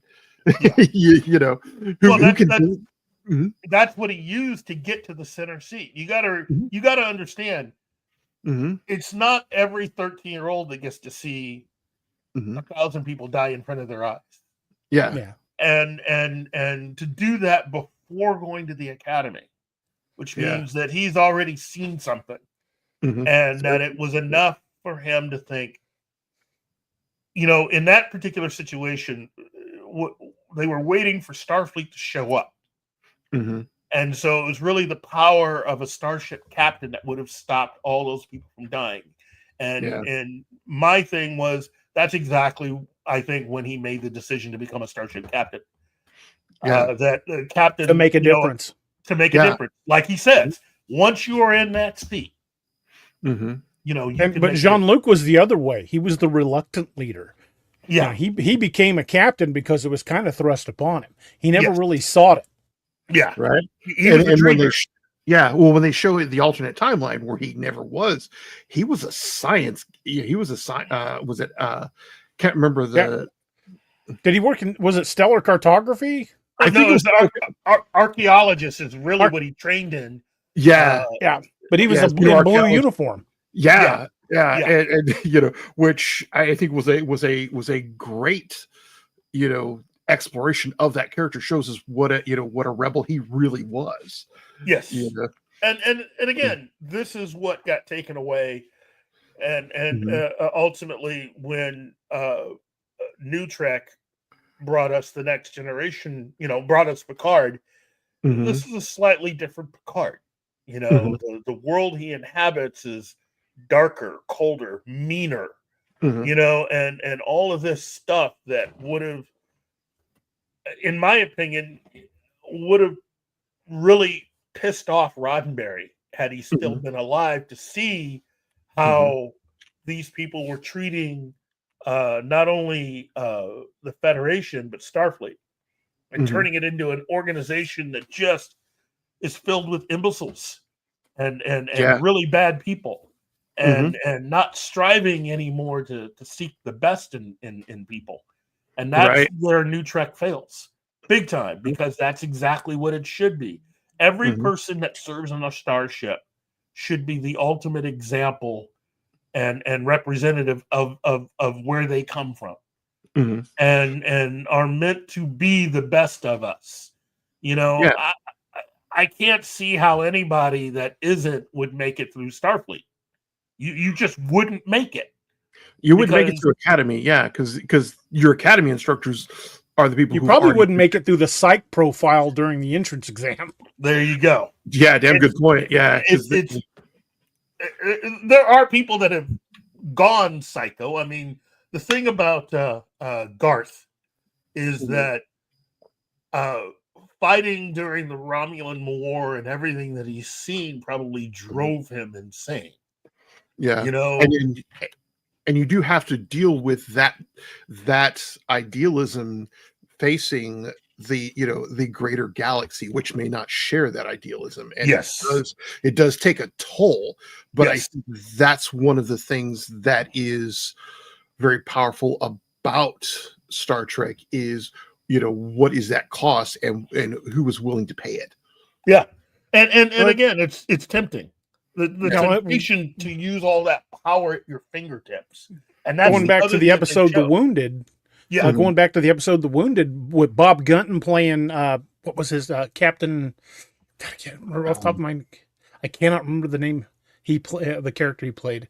Ben Maxwell, Captain Ben Maxwell. yeah, But Bob Gunton's portrayal of that, he's much like Garth. He was haunted by the massacre at Setlik 3 when the Cardassians killed thousands of people, including part of his own crew. And that final scene in that in the episode when he's sitting on the desk with Chief O'Brien, and they sing the Minstrel Boy, and then he just looks over at him and goes, "I'm not going to win this one, am I, Chief?" So solid. I mean, Yeah. It was some great minor characters that really deserved much more exploration than they got. yes, and you don't see that within New Trek. It's all Yeah. about it's basically it's CW storytelling is really what it is. It's Yeah. not about And Old Trek was as great for its subplots as it was for its main plots. That's right. Yeah. It's just it is when you look at the writing staff that they had for the original series, and as I keep arguing, when you think about the fact that almost everybody on that staff were award-winning, either they were award-winning writers or they became award-winning writers after having written for Star Trek. Diane Duane, Disa Fontana, Gerald. Gerald. You look at all of these writers, many of them were authors, either before they started writing for Star Trek or after. Many of them won some of the biggest awards that you could win as an author or someone within the realm of science fiction. And they all worked for Star Trek. You look at current Trek, I guarantee you almost nobody writing for this is ever going to achieve even a tenth of what all those writers did on the original series. Right. You know, and they don't care. That's the thing. I make fun of it because they don't care. Right. I don't have anything against the actors. I don't have anything against the special effects or the costume people or any of the makeup people. I will poke fun and go right at the producers and the writers because they're the ones who should care. Right. It's The not thing is enough. with those IPs that they've basically killed. Yes. Marvel, Star Wars, and Star Trek, essentially, that they drove into the ground. The problem is again, you put writers in charge that didn't love it. You put actors in charge that didn't love it. They just see it as a paycheck. Look at J.G. Hertzler, who played Martok. Martok, he was, not only was he dedicated to that role, he loved playing it. He turned around and wrote several Star Trek novels. Yeah. They were good. They were really good. He really understood the Klingon style. And I guess Hertzler and the guy O'Brien that played O'Reilly that played Gowron. I guess from what I hear, those two still go to conventions and will put their arms around each other and sing Klingon songs and go to filking events with the other fans. Yeah. They just absolutely love that they were part of that. But you don't get that in the modern generation. To them, it's like, okay, come up here, $500 is your autograph. Yeah, well, you can't. Oh, go ahead. Well, and it's because early Star Trek went to sci-fi writers like we were talking about before. They got Harlan freaking Ellison. Harlan Ellison's a hell of a writer. Yeah, City on the Edge of Forever was Ellison's baby. Now Roddenberry rewrote it, and it really pissed Ellison off. But that's because Harlan Ellison is Harlan Ellison. and he took longer to write that one episode than he should have. I mean, that was something that was talked about in the book Inside Star Trek. That he would find himself. They would be out and about on the Desilu lot, and they would either see him or run into him wandering the lot instead of writing. And so they got into this whole thing where they would just pick him. They would find him, and security would find him. They'd go out and pick him up. And I think one time they had to lock him into a room to make him finish because he had already been a part of. I have no idea what that's like. Well, it had taken him almost a year. Oh, damn! That. Okay, well, I can write a book in a year. Yeah, well, I mean, again, I can turn out 75,000 pages, 75,000 words in a month and a half. I mean, we can clown on him, but unfortunately, the king of taking way too long and procrastinating just happens to be the author behind Game of Thrones, who seems like he's never going to finish his last two books. Right. When we're no longer live, remind me to tell you a story about that particular author. And I will not tell it on the air because I'm not going to make a public announcement of it. But I've got a humdinger of a story you're going to like. But yeah, I mean, it's early Trek was dedicated to science fiction. Yes. And I think that current Trek is more focused on what's happening on the bridge as opposed to between the characters as to what they're encountering, more often than not. You Thoughts know, and feelings. I mean, it's CW stuff. It really is CW stuff. It's about my feelings. It's lazy writing. It's Yeah, lazy it is. writing. It's having Spock become human and acting like he's a member of Gen Z, and then doing another plot where you decide to make some human characters Vulcan, and or the best at literally everything. Oh, jeez. Right. I mean, and you get some decent episodes in there, but you don't get truly great stuff. You know, because none of the characters have any depth. Yes. Well, you know, I mean, they have depth in different ways that don't always fit Starfleet. You know, well, the back talk. To me, when you're in the military, I don't care who you are. You don't do that. And that's the one thing about all of the Star Trek shows. Prior to current Trek, you show the bridge of any starship. I don't care whether you're talking Trek, Next Gen, DS9, Voyager, heck, even Enterprise. You didn't see any back talk. But the moment you get on Discovery, the moment you get on Strange New Worlds, you get people back talking like there's no tomorrow. If somebody back talked Picard on his bridge, he would go, "Oh, really, Lieutenant Worf? Relieve that man of his command and escort him to the brig. We'll have a tribunal later. I call his replacement." And well, I mean, that's how the military works. Right. Well, there are times, because you know, I've asked lieutenant colonels to leave their soda outside of my comms room, but I was within my regs that said colonel had, and I cited my regs, or pointed to the damn sign, because there are situations where you're not back talking, you're reminding the officer, sir, by regs, which Kirk found out in Wrath of Khan.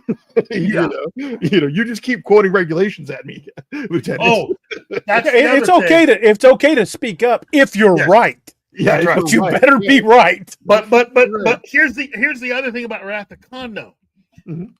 That was not a regular crew. Those were all cadets. The Enterprise wasn't really a regular serving vessel at that time. It was the crew was Savick was already a lieutenant. Yeah, Savick was but I mean, are you thinking of the motion picture, which was a crew full of cadets on a newly refitted Enterprise? No. I'm talking Wrath of Khan. You had was they were all cadets that was supposed to be just on a training cruise. It was a training. Yeah, it was. There were cadets on our training cruise, but you still had. That's right. Crew. Whereas in the motion picture, that was a fully staffed vessel that was ready to go out because you had a threat headed towards Earth. I tell people all the time. Yeah, this is one of those situations where it's good to not only just see the movie, but to read the novel, because Roddenberry adds things in there that isn't something. There's not a lot of stuff that really comes through in the movie that you get from the novelization, including a personal pretext message from James T. Kirk himself before you begin the book. And you get stuff like people, when they watch the movie, comment about McCoy's beard and the necklace he's wearing. And what they don't realize is that, that's because you got to remember, McCoy got married before the end of the show. Yeah. Okay. Well, for the world is hollow and I have touched the sky, right? That's where he went when he left. He went back to Yanada. He's been with the Yanadans all this time. And so when he got recalled, they were recalling him from there. Well, and there's something that was in early in the book where Kirk gets, there's an implant that Starfleet officers had that, Mhm. that Starfleet did not talk about because it allowed Starfleet to contact them, without having to have a communicator on them. Yep. Like a subdermal comm. Yeah. Gosh, something we use extensively. Well, Only it was a mastoid implant. Mastoid implant, yeah. there are a Mastoid and lot of vocal cord really implants for what we did. there are a lot of really cool concepts that are discussed in the novelization to the motion picture. Oh yeah. But I think the one novel that really goes the furthest is Star Trek V. It's a completely different thing than the movie that you end up watching. The movie had a lot of problems because their budget was cut. Yeah. And then on top of that, the actor who Shatner wanted to play the big role slipped through his fingers, and they had to go with the son-in-law of Lucille Ball. So that's the actor that ended up playing Cybok. Yeah. And Can't you imagine how funny it'd be if Cybok had popped through a door and went, "Lucy, I'm home." well, it originally Chakare is their way of saying Sean Connery, who was the actor who Shatner wanted to play Cybok. That makes sense. Oh God. But the thing is that if Sean Connery played Cybok, William Should have Shatner rooted for him. Yeah, William Shatner would have gone, yeah, okay. Yeah, I'm good. Yeah. What the hell? Let's do it. But Right? also, what had happened is Paramount had cut their budget. Had they been able to get Sean Connery, their budget would have not have been touched, and they would have been able to use ILM for the visual effects. Connery may not have done it. It may have been Connery saying no. Because no, remember, Connery was already gone. Connery turned down the role of Gandalf. He's like, no, that won't make any money. Yeah. But no, he didn't know about this. He did not know about this. What had happened was that Paramount had been contacted, but they didn't reach out to Sean Connery. Mhm. What had happened was that Spielberg had mentioned that they were going to look for a distinguished actor. They needed to cast somebody as Indiana Jones's dad. Mhm. And at the time, and who else? I bet Connery regretted that decision because he went on the record after that saying he hated that film. Right? Really? Because Yeah, it looked like he was having a good time with it. No, he hated it. He said he said that, and that's what that movie made him want to retire. Wow. He said the guy directing had no clue what he was doing. Oh, jeez. Which Then again, after what happened with The Rock, I mean, he almost knocked out Michael Bay. You know, To me, The Rock is a Bond film, just plain and simple. Yeah, it really is. And It's not in name, but that is a Bond film. yes. Yeah. It's James Bond in retirement. He got too embarrassing, but and it's weird because Spielberg directed Last Crusade. Yes. Well, Sean Connery, look, in the 70s, Sean Connery was one of those guys who, if he actually felt that you screwed him over in any way, he was not shy about contacting his lawyers and basically it's like, okay, I'm suing you. Right. He did that a lot. You know, I think the only person that did it more was Harlan Ellison. I can see that. Yeah. Harlan Ellison would have been a double bill because you would have got it from him face to face, and then his lawyer would show up. Yep. And he won quite a few of these. There might have been an assault charge tossed in. Right. With Ellison, yeah. You might be suing him back for breaking your nose. Right. Might have to settle that one, But I think Harlan Ellison was really the X factor in Babylon 5 because he was the guy who was brought in by J. Michael Straczynski to be they were not going to allow Harlan Ellison to be the showrunner. There were union rules or something, some rule that said that he couldn't do it. So what JMS did was he brought him in as the advisor / man at arms to the showrunner over all of the writers, to basically keep them in line and to make sure they better hand in a script that met this point, was well researched, all that other stuff. He made sure that everything was in line and ready to go. Yeah. And that's a well-written show. It still holds up to this day as a well-written show. Unfortunately, Warner Brothers has seen fit to not move forward with JMS's idea to reboot it, and have decided to hire some people to reboot Babylon 5. And JMS now has left the United States and gone to England, where he's hoping to work on some British sci-fi over there. I'm hoping that if we've lost him from over here, I'm hoping that the BBC will just hire him to become the new showrunner of Doctor Who and fix that show. Same. Same. Yeah. He could easily fix that show. Yeah. Well, they wasted a lot of good talent on bad writing. Yeah.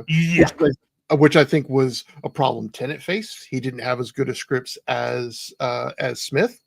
Yeah. And even Capaldi's attack eyebrows couldn't handle bad writing. Capaldi was just done dirty. I mean, the writing failed him, and then the BBC decided to fail him. And I just think that over time, Capaldi has become one of my top 2 favorite doctors. His speech in the final episode that he gave still gets me to this day, where he's talking to 2 versions of he's talking to the Master and Missy, and he's trying to convince them to stay, to do what is right, and that entire, I mean, his speeches I still think are some of the best ever in the history of Doctor Who.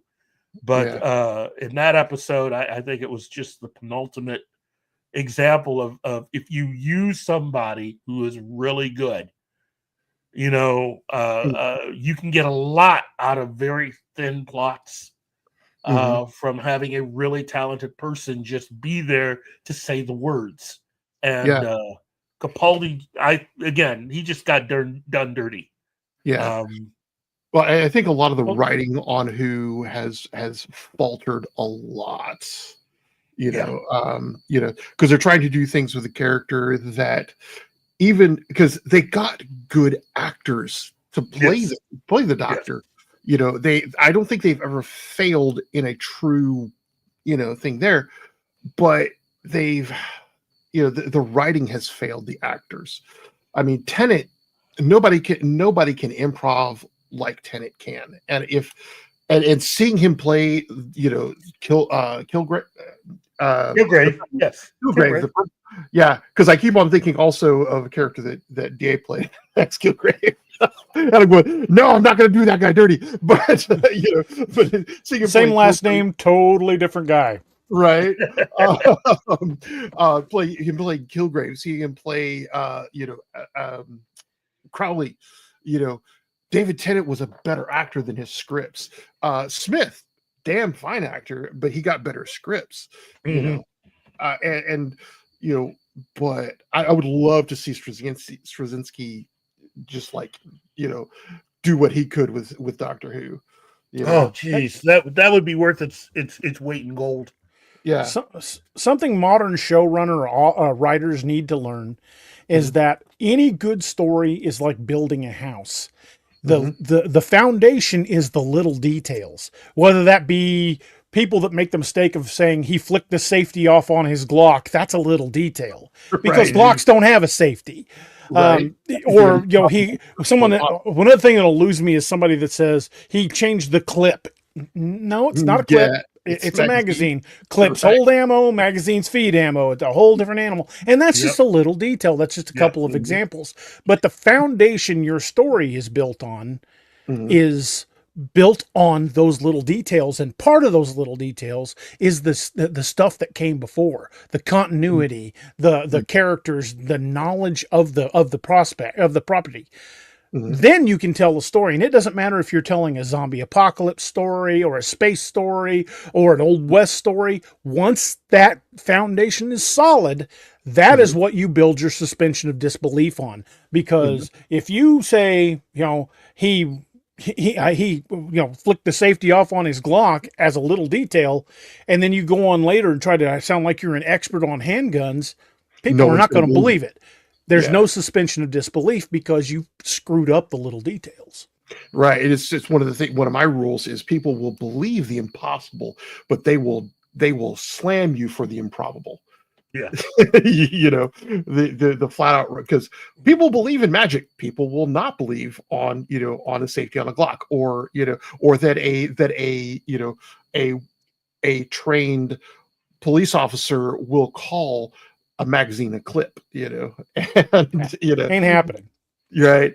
Which in fact, when I went to the academy, if you referred to it as a clip, you did push-ups. Yeah. I mean, and I mean, there are, and it's funny because it reminds me of a story. I don't remember if you ever met Spoofair, D.A, but he has he's big with the Hotel of Terror here.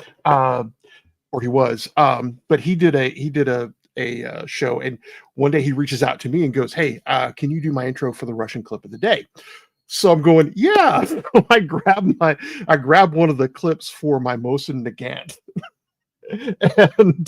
and I grabbed one for my SKS. I go, "This is clip. This is Russian clip, and this is Russian clip of the day." and he basically said, "Yep, that's my intro." and he was just like, because you've got to get your details right. You've got to get your foundation right. You can't pour it with cheap concrete. I will say this, and I remember mentioning this last night when we were talking.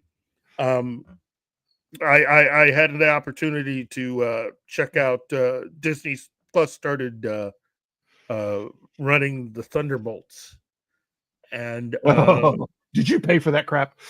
No, I didn't pay to go see it. Okay, so I checked out the first 35 minutes of that, and depressing as F, because it wasn't even a popular comic book. No, it wasn't. And what little I did enjoy of it only came from the fact of seeing Sebastian Stan as Bucky, because none of those other characters did anything for me. I felt, in fact, every time I saw Yelena, I got depressed.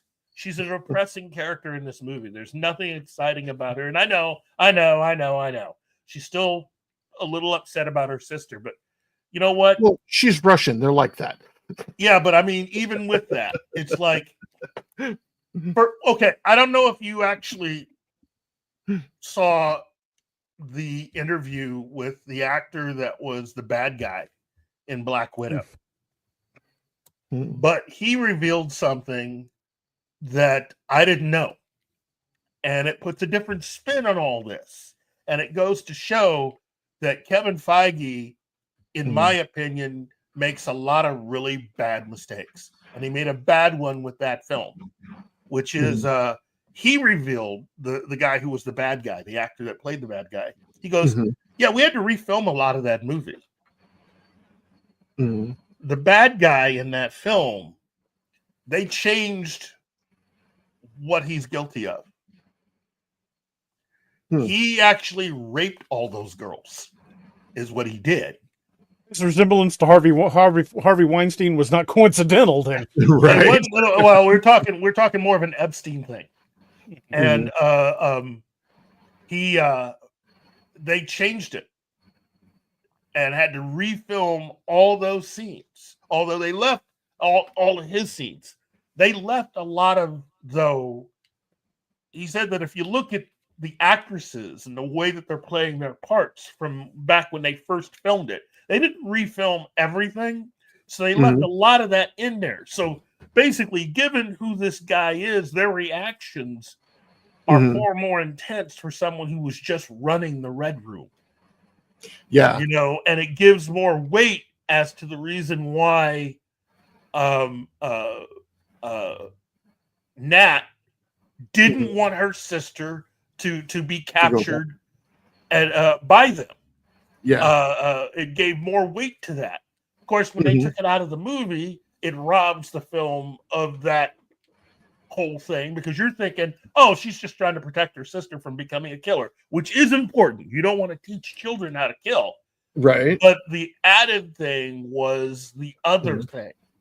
Right. And That there was a physical abuse. Yeah. and this just goes to show that what you have are a bunch of people who really just don't get it. Right. You know, you have people that not only can't plan for the future of what they're going to do with the characters, but they have no respect or understanding of these characters and where they came from in the comics. Again, Right. they've had decades to work out a lot of stuff. These characters Mhm. have been through everything. Somebody writing in Hollywood is not going to quote unquote fix a character. I'm sorry, Yeah. it's not going to happen statistically. They've already been through everything. I'm not saying you can't tweak certain things when you're Mhm. adapting, but the hard part's already been done. Mhm. You know, there's nothing that you can do to Steve Rogers to quote unquote make it the greatest character ever. I'm sorry, there's nothing you can do. There's nothing you can really do too much to hardly any of these characters because they've Mhm. all been done because Stan Lee and all of the writers and creatives did it already.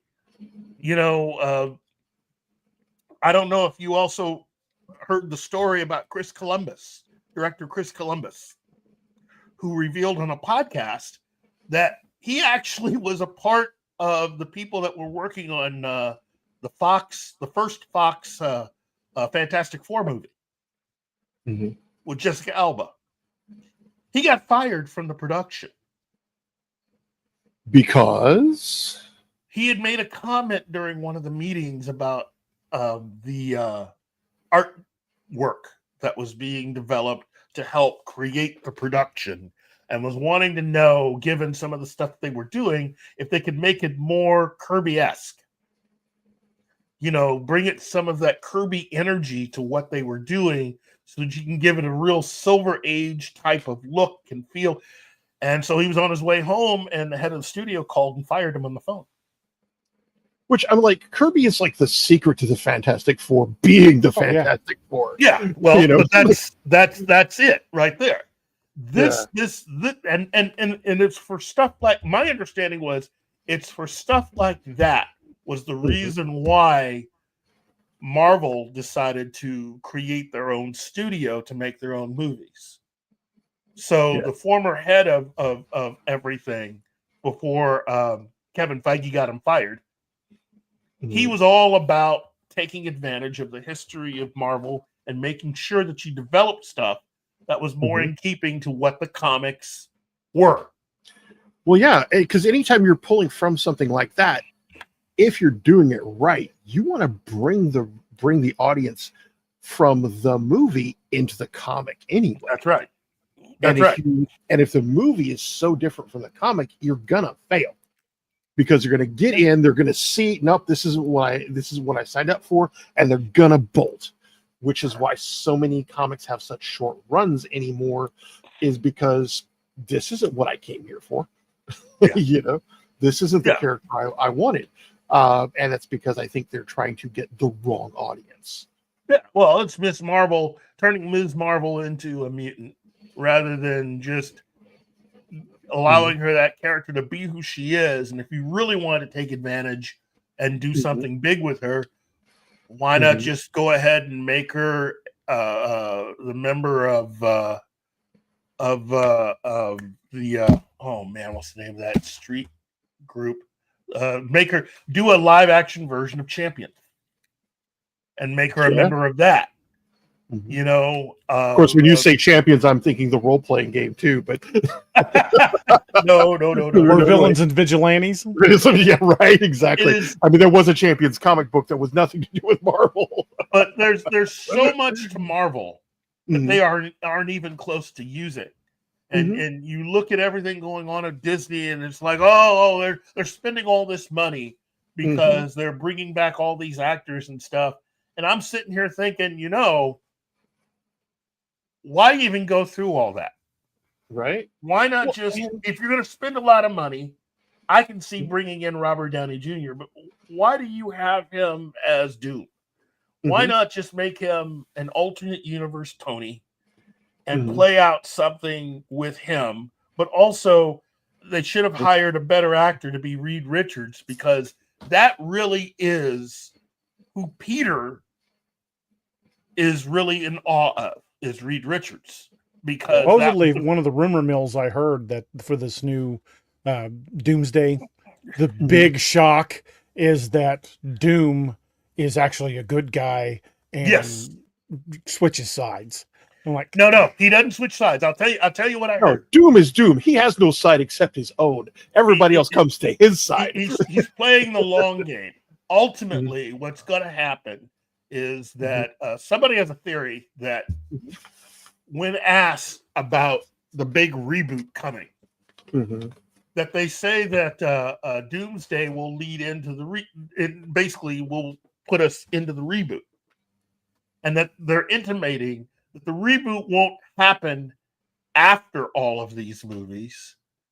Their theory is it's going to happen during these movies. So, but with Robert Downey Jr. playing Doom, he's not playing I'm really Tony Stark who turned into Doom or some shit. No, like well, he's an alternate universe version of that individual who eventually became Victor Von Doom. But what's going to happen is that Doom is going to become the replacement for Kang. He is going to take over the remnants of the TVA and take over all of that stuff to basically control the entire timeline. Yeah, but no, to create one sacred single timeline. He's trying to create one timeline. And what that's going to do is you're going to have a lot of characters that are going to survive Doomsday, who are going to survive in the void. And this is where Deadpool and Wolverine come in.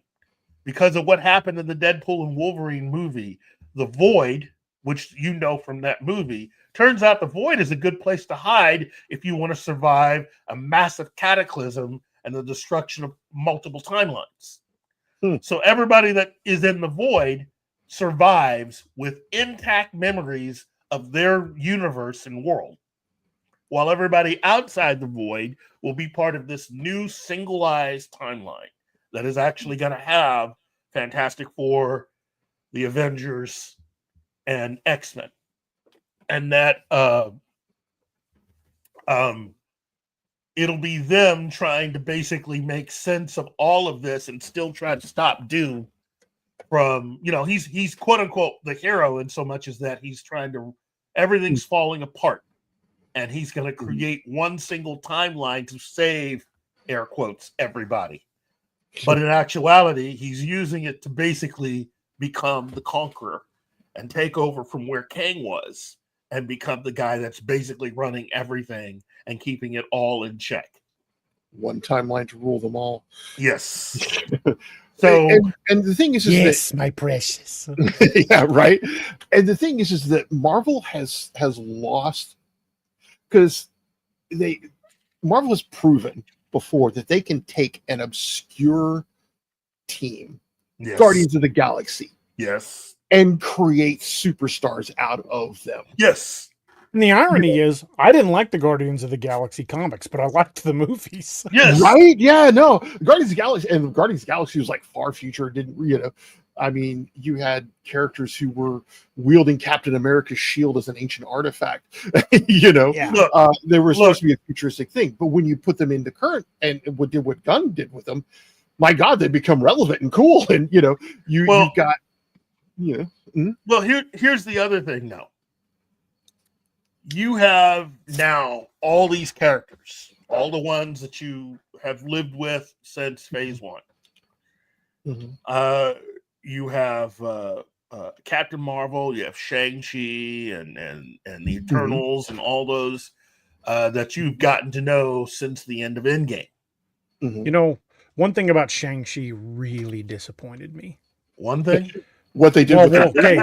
Yeah, okay. There's many things.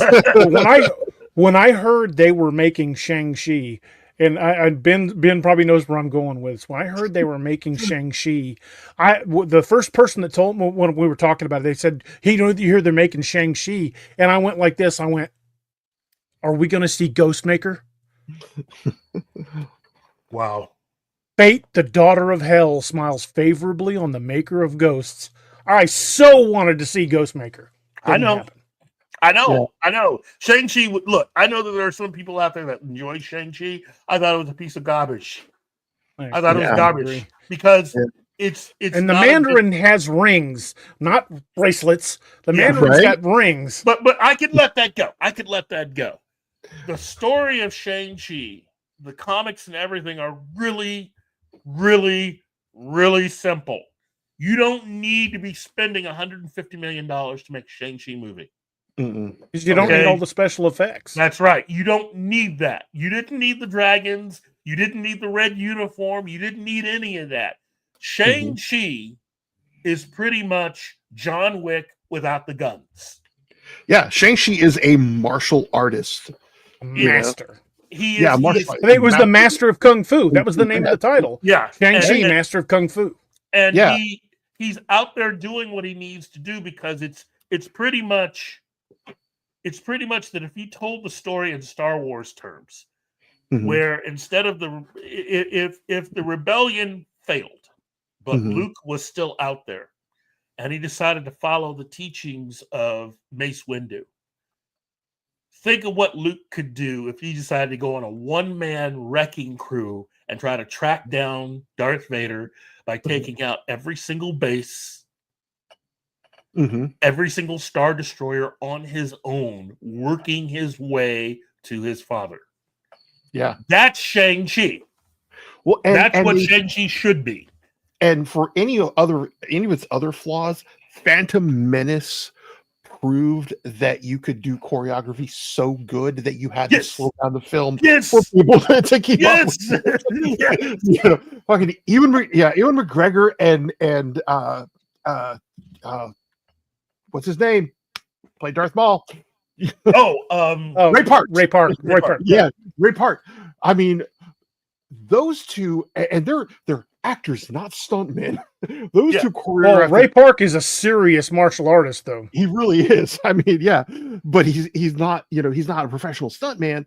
But yeah, he's the reason they didn't need a lot of special effects. Yeah, I watched a YouTube video of someone shot at a convention of Ray Park, and someone had the Darth Maul simulated lightsaber with the light up blades, and they handed it to him and said, "Can you show us how it's done?" And he goes, "Okay, everybody, get back." And he stood in the middle of the group and started his warm up, and just freaking went crazy. And I'm like, holy crap, he can do all that. Yeah, no, he can. He's a master staff fighter. I mean, he did a lot of and just watching the rehearsal between him and Ewan McGregor and watching the actual sped up version of that.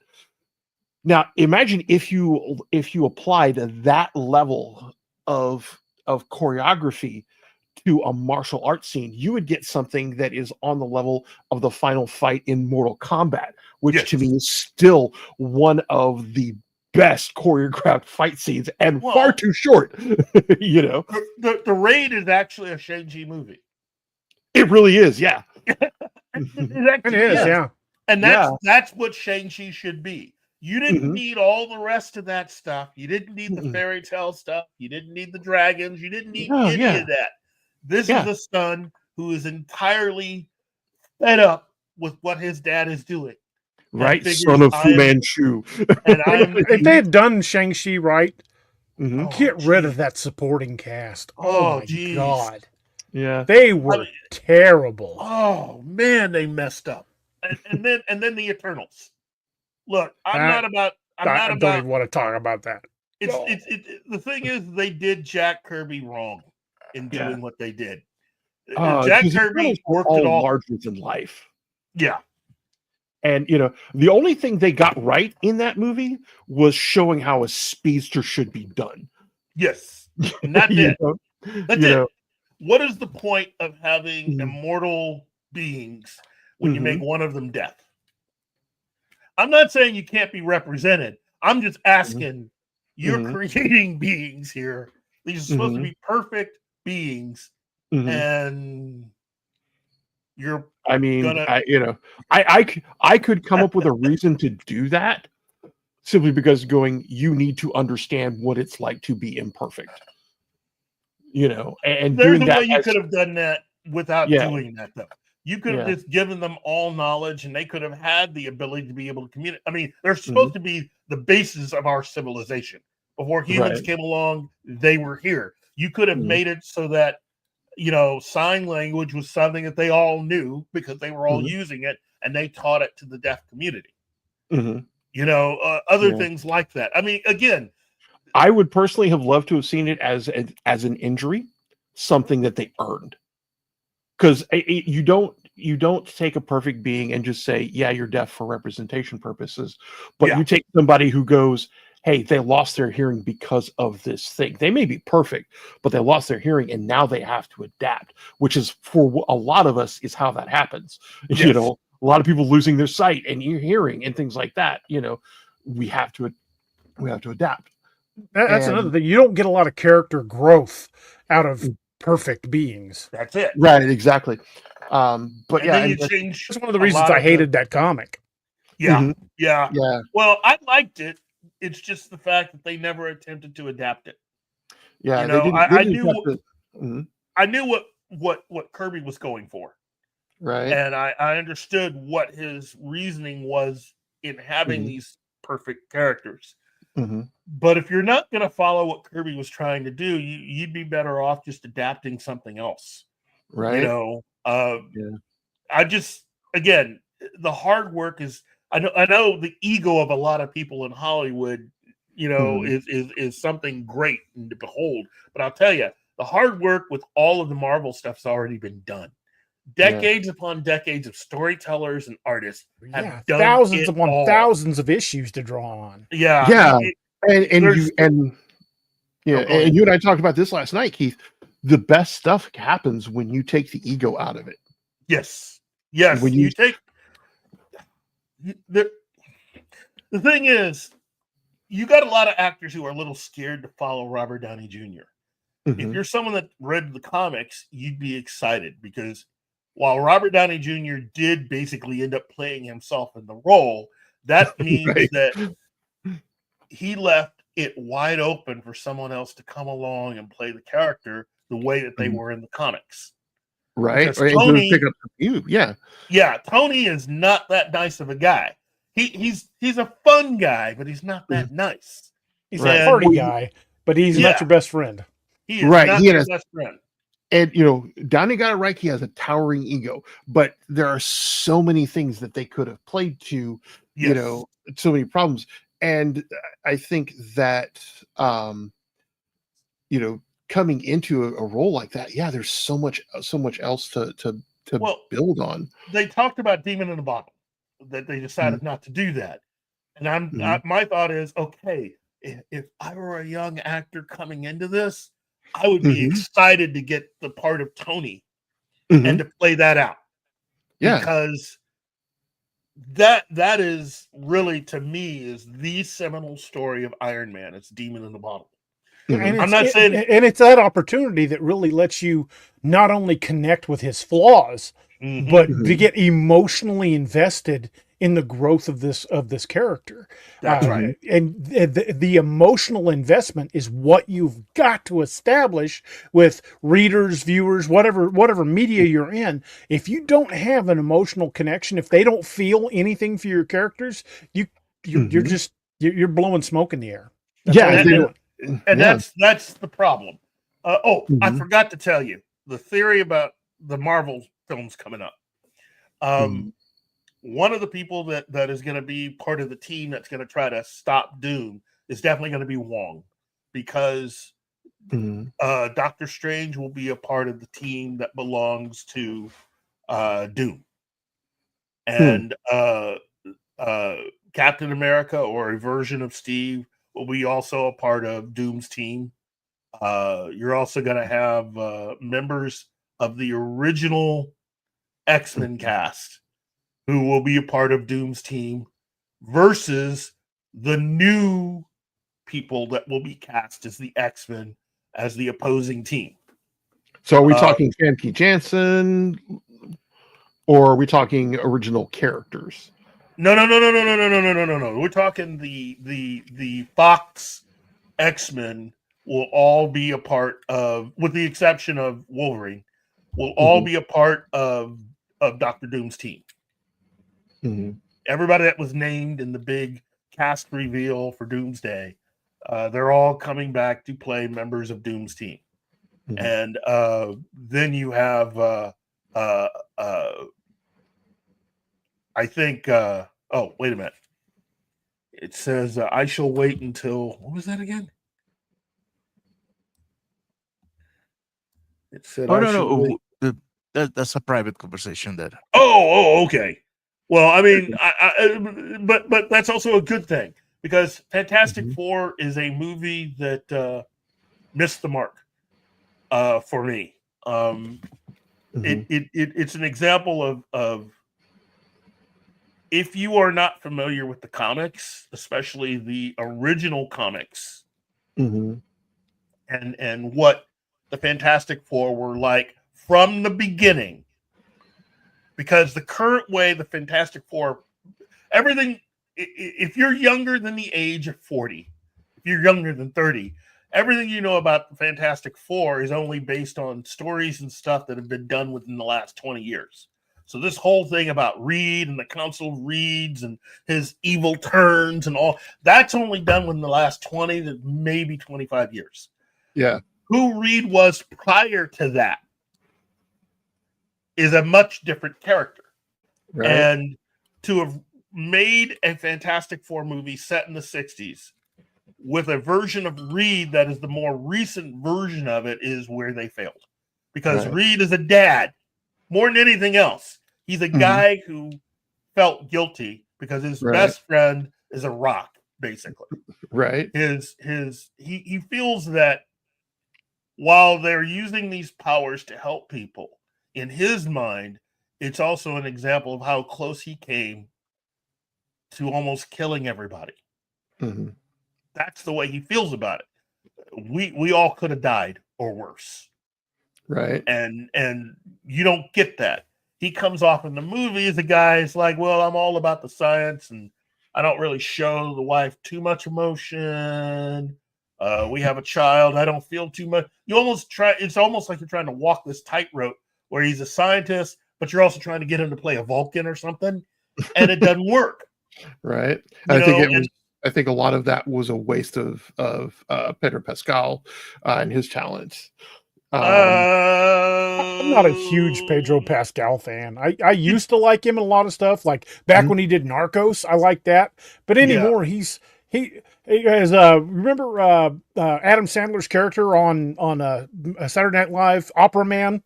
Topico overexposo. Yeah. If I may, look. If I may, yeah, go ahead. I think his worst enemy has been his own ego. Yeah, he's a good actor, but as you were saying, D.A., he was doing a good job, but at some point, I don't know, he started to believe all the hype, and now I think that he thinks that it's enough with me being Pedro Pascal on screen. I don't have to apply myself as I did before. Well, I think this was not his superhero. Was not his bet. Is not where he shines. I think they should have gone with the original. They should have gone back to the original Reed Richards from the Fox version.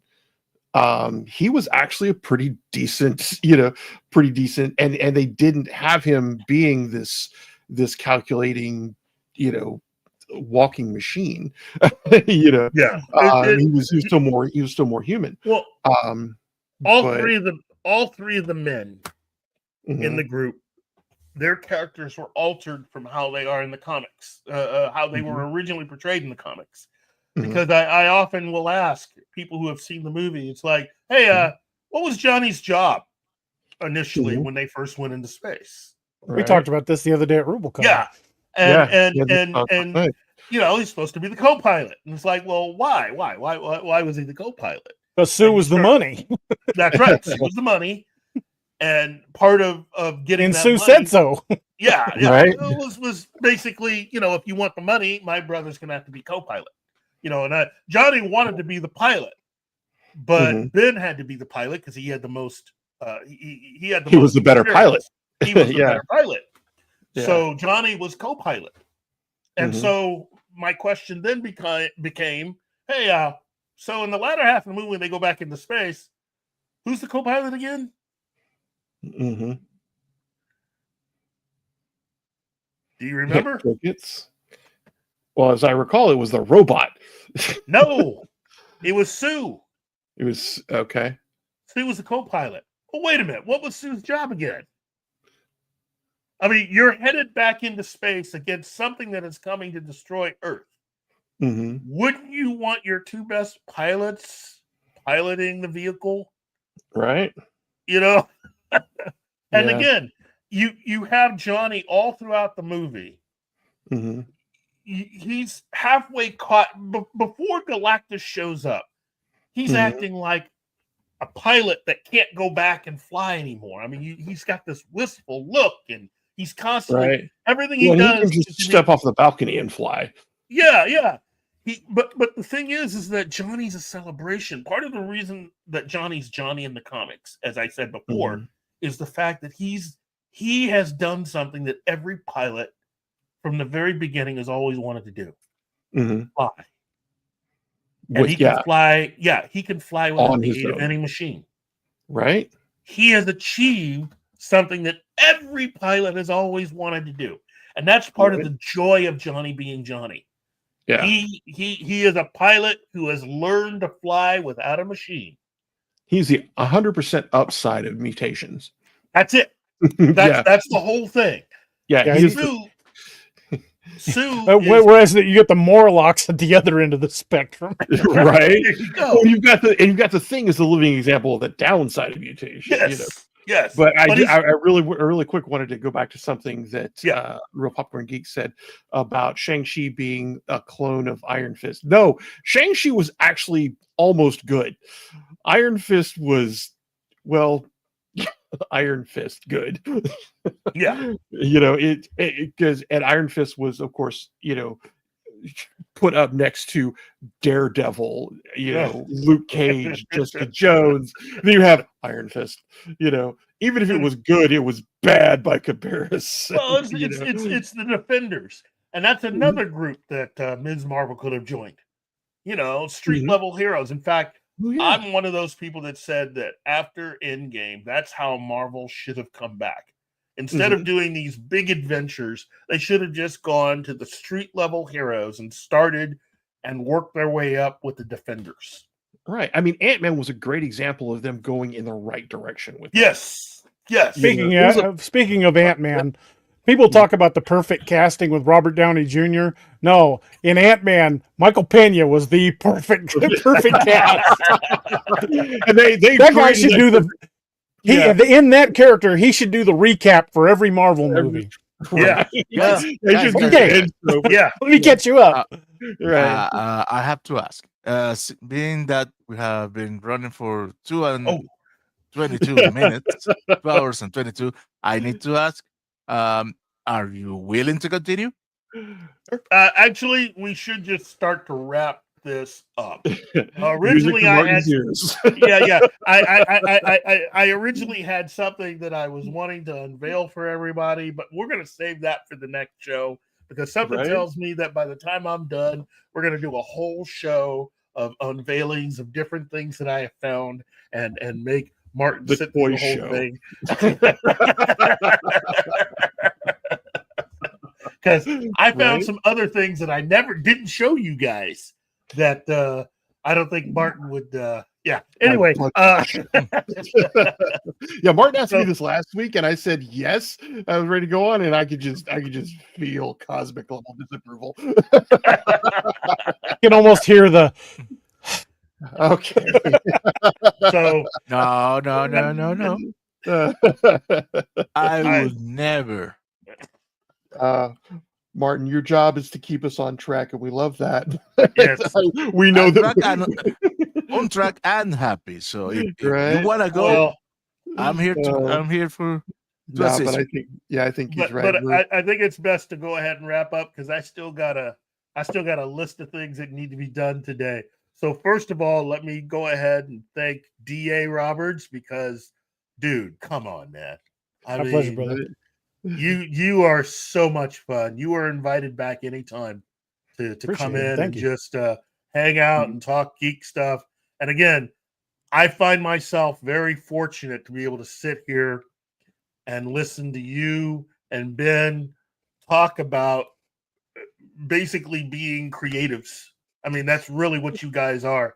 You create Right. worlds and you allow people to visit those worlds and to have fun and you entertain mass numbers of people worldwide on what you guys are able to write and just it's just amazing to me. I really count myself fortunate to be able to do that and just sit here and see you guys do your thing. But it's always great to have you on the show. And is Thank there you, man. look before you go? Okay, what's your most recent book? The most recent one that was released is in the Lakeview Man series. It's called Lakeview Man Dead of Winter. I'm almost finished with Dark Frontiers, the Mountain Devil of the Absarokas. That should be done this week, early next week. I've already got my cover artist working on it. So look for that book to be released soon. I've got 36 books currently in print, about to be 37. You can find them all on the website right there in the middle, daroberts.net, or you can find them all on Amazon. They're available in Kindle, print, and audio. So whatever format you need, they're there. And I hope one day to see them made into TV series or movies. That would be awesome. But there's something I always say, and I've been saying this for years, and I say it on my podcast, and I've even mentioned it, in other interviews. It's a quote I came up with a while back, and it really, to me, it means everything about writing. Is that writing is a journey that we take together, and I want to thank everybody for taking that journey with me. Wow. Now you have your own show that you do, so you want to promote that too, or? Sure. Every Wednesday and Saturday night, we host a show called The Nightmare Hunters, where we interview authors. We had Keith DeCandido, John Mayberry on there. We had Heath Stallcup, Luca. I can't remember Luca's last name. She's from Australia. We interview all kinds of authors. I mean, we've had a lot of people on the show to talk about books and stuff. But, we also talk about monster movies and scary things and everything that goes bump in the night. And we talk a lot about cryptids because it's a fascinating subject. But you can catch those on Wednesday and Saturday night at 8 p.m. Central. Just look up my YouTube channel, which is The Nightmare Hunter. You can find it there. And on Monday nights, we do a show. We just started a few weeks ago called Monday Madness, where it's an exercise in interactive storytelling where the people in the chat are talking with me and another friend of mine who's also a writer. And I'm actually writing the story as they watch, and their input helps shape what I write. And it's probably just a story I'm just gonna, once it's done, just upload it and let people download it for free, because it's such an interactive experience, but it really allows everybody to kind of join in and be part of it and help create names. And I'm like, all right, this is the next scene. This is kind of what I had in mind. What do you guys think? And they'll throw out suggestions. Oh, have them fight this or do this. And I'll, do that chapter on what the chat has come up with. And so far it's been really fun. I mean, we get a lot of people watching, and yeah, it's a writing reality show. I love it. Yeah, basically, I'm digging that. It's a glimpse behind the curtain for a lot of people that wonder about the writing process. Because my process might be slightly different, but when you really boil it down, every writer has essentially the same process. There's the time spent at the keyboard. There's the time spent researching. There's looking for old files. There's double checking facts. There's so much that goes in behind the scenes in creating a book that most people don't even ever think about. And this just kind of gives them a glimpse behind the curtain. Wow. And I think you'll agree with me here. We're all both pantsers and potters. It just depends on where we put that balance. Pantsers just plot as they go. Well, what I do when I create a book is I will start out and I will have a basic outline of what I want in the story. I'll have a solid beginning, I'll have a solid middle, and I'll have an end. And then I turn my characters loose, and sometimes they let me get there. Right. Yeah, see, I always know where the end is, and I write to that point, and the characters help me get there. But yeah, I'm, and you and I have worked together early on with some of this process, and it's a lot of fun. And I think the most fun I had was writing the Zompox Survivor series, and that was just a fun setup. Writing Demon's Apprentice is very deep. But I'm enjoying, and yeah, I think you'll enjoy the Dad to the Bone series I have coming out. It's about a guy who's our age raising kids. Poor bastard. See? Yeah, I know. It's just excellent stuff. Look, let me also take time out to thank everybody that has been interacting with us here. Wyatt Estes, Wyatt. Sentai, Ranger Donnie, Shinatsky, Real Popcorn Geek, Gambit 1987, Tom Baker, and of course the lovely Anima Confisa, because she's like that. She's awesome. She is awesome. And just a wonderful person. Again, let me just thank everybody that has taken time out of their day to watch me as I sit here and fumble through all this and hopefully laugh a lot. You guys have learned something today. And if you really, really, really like our show, please do not forget to like, share, subscribe. Just hit the bell. That way you can be reminded every time we have an episode that we're in the middle of doing. Please try to join us live. Please try to join our chat. And if you happen to be watching this well after we've already recorded, that's fine. I hope you had as much fun as if you were watching when we do record. Again, it's things about us. So again, thank you, D.A. Thank you, Ben. Can't do this without you, Martin. Thank you very much. And to all of you out there, please just treat each other a little bit better every single day. And I will catch you next week, okay? See you, everybody.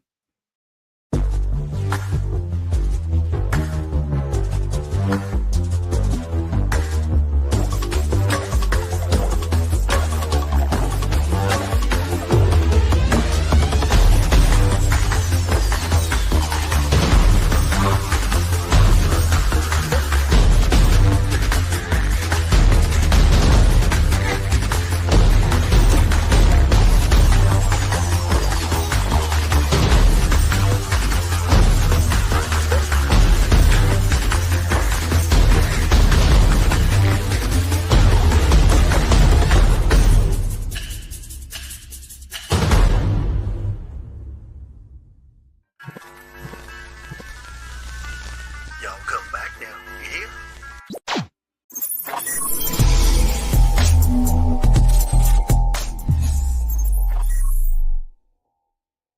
Matt Damon.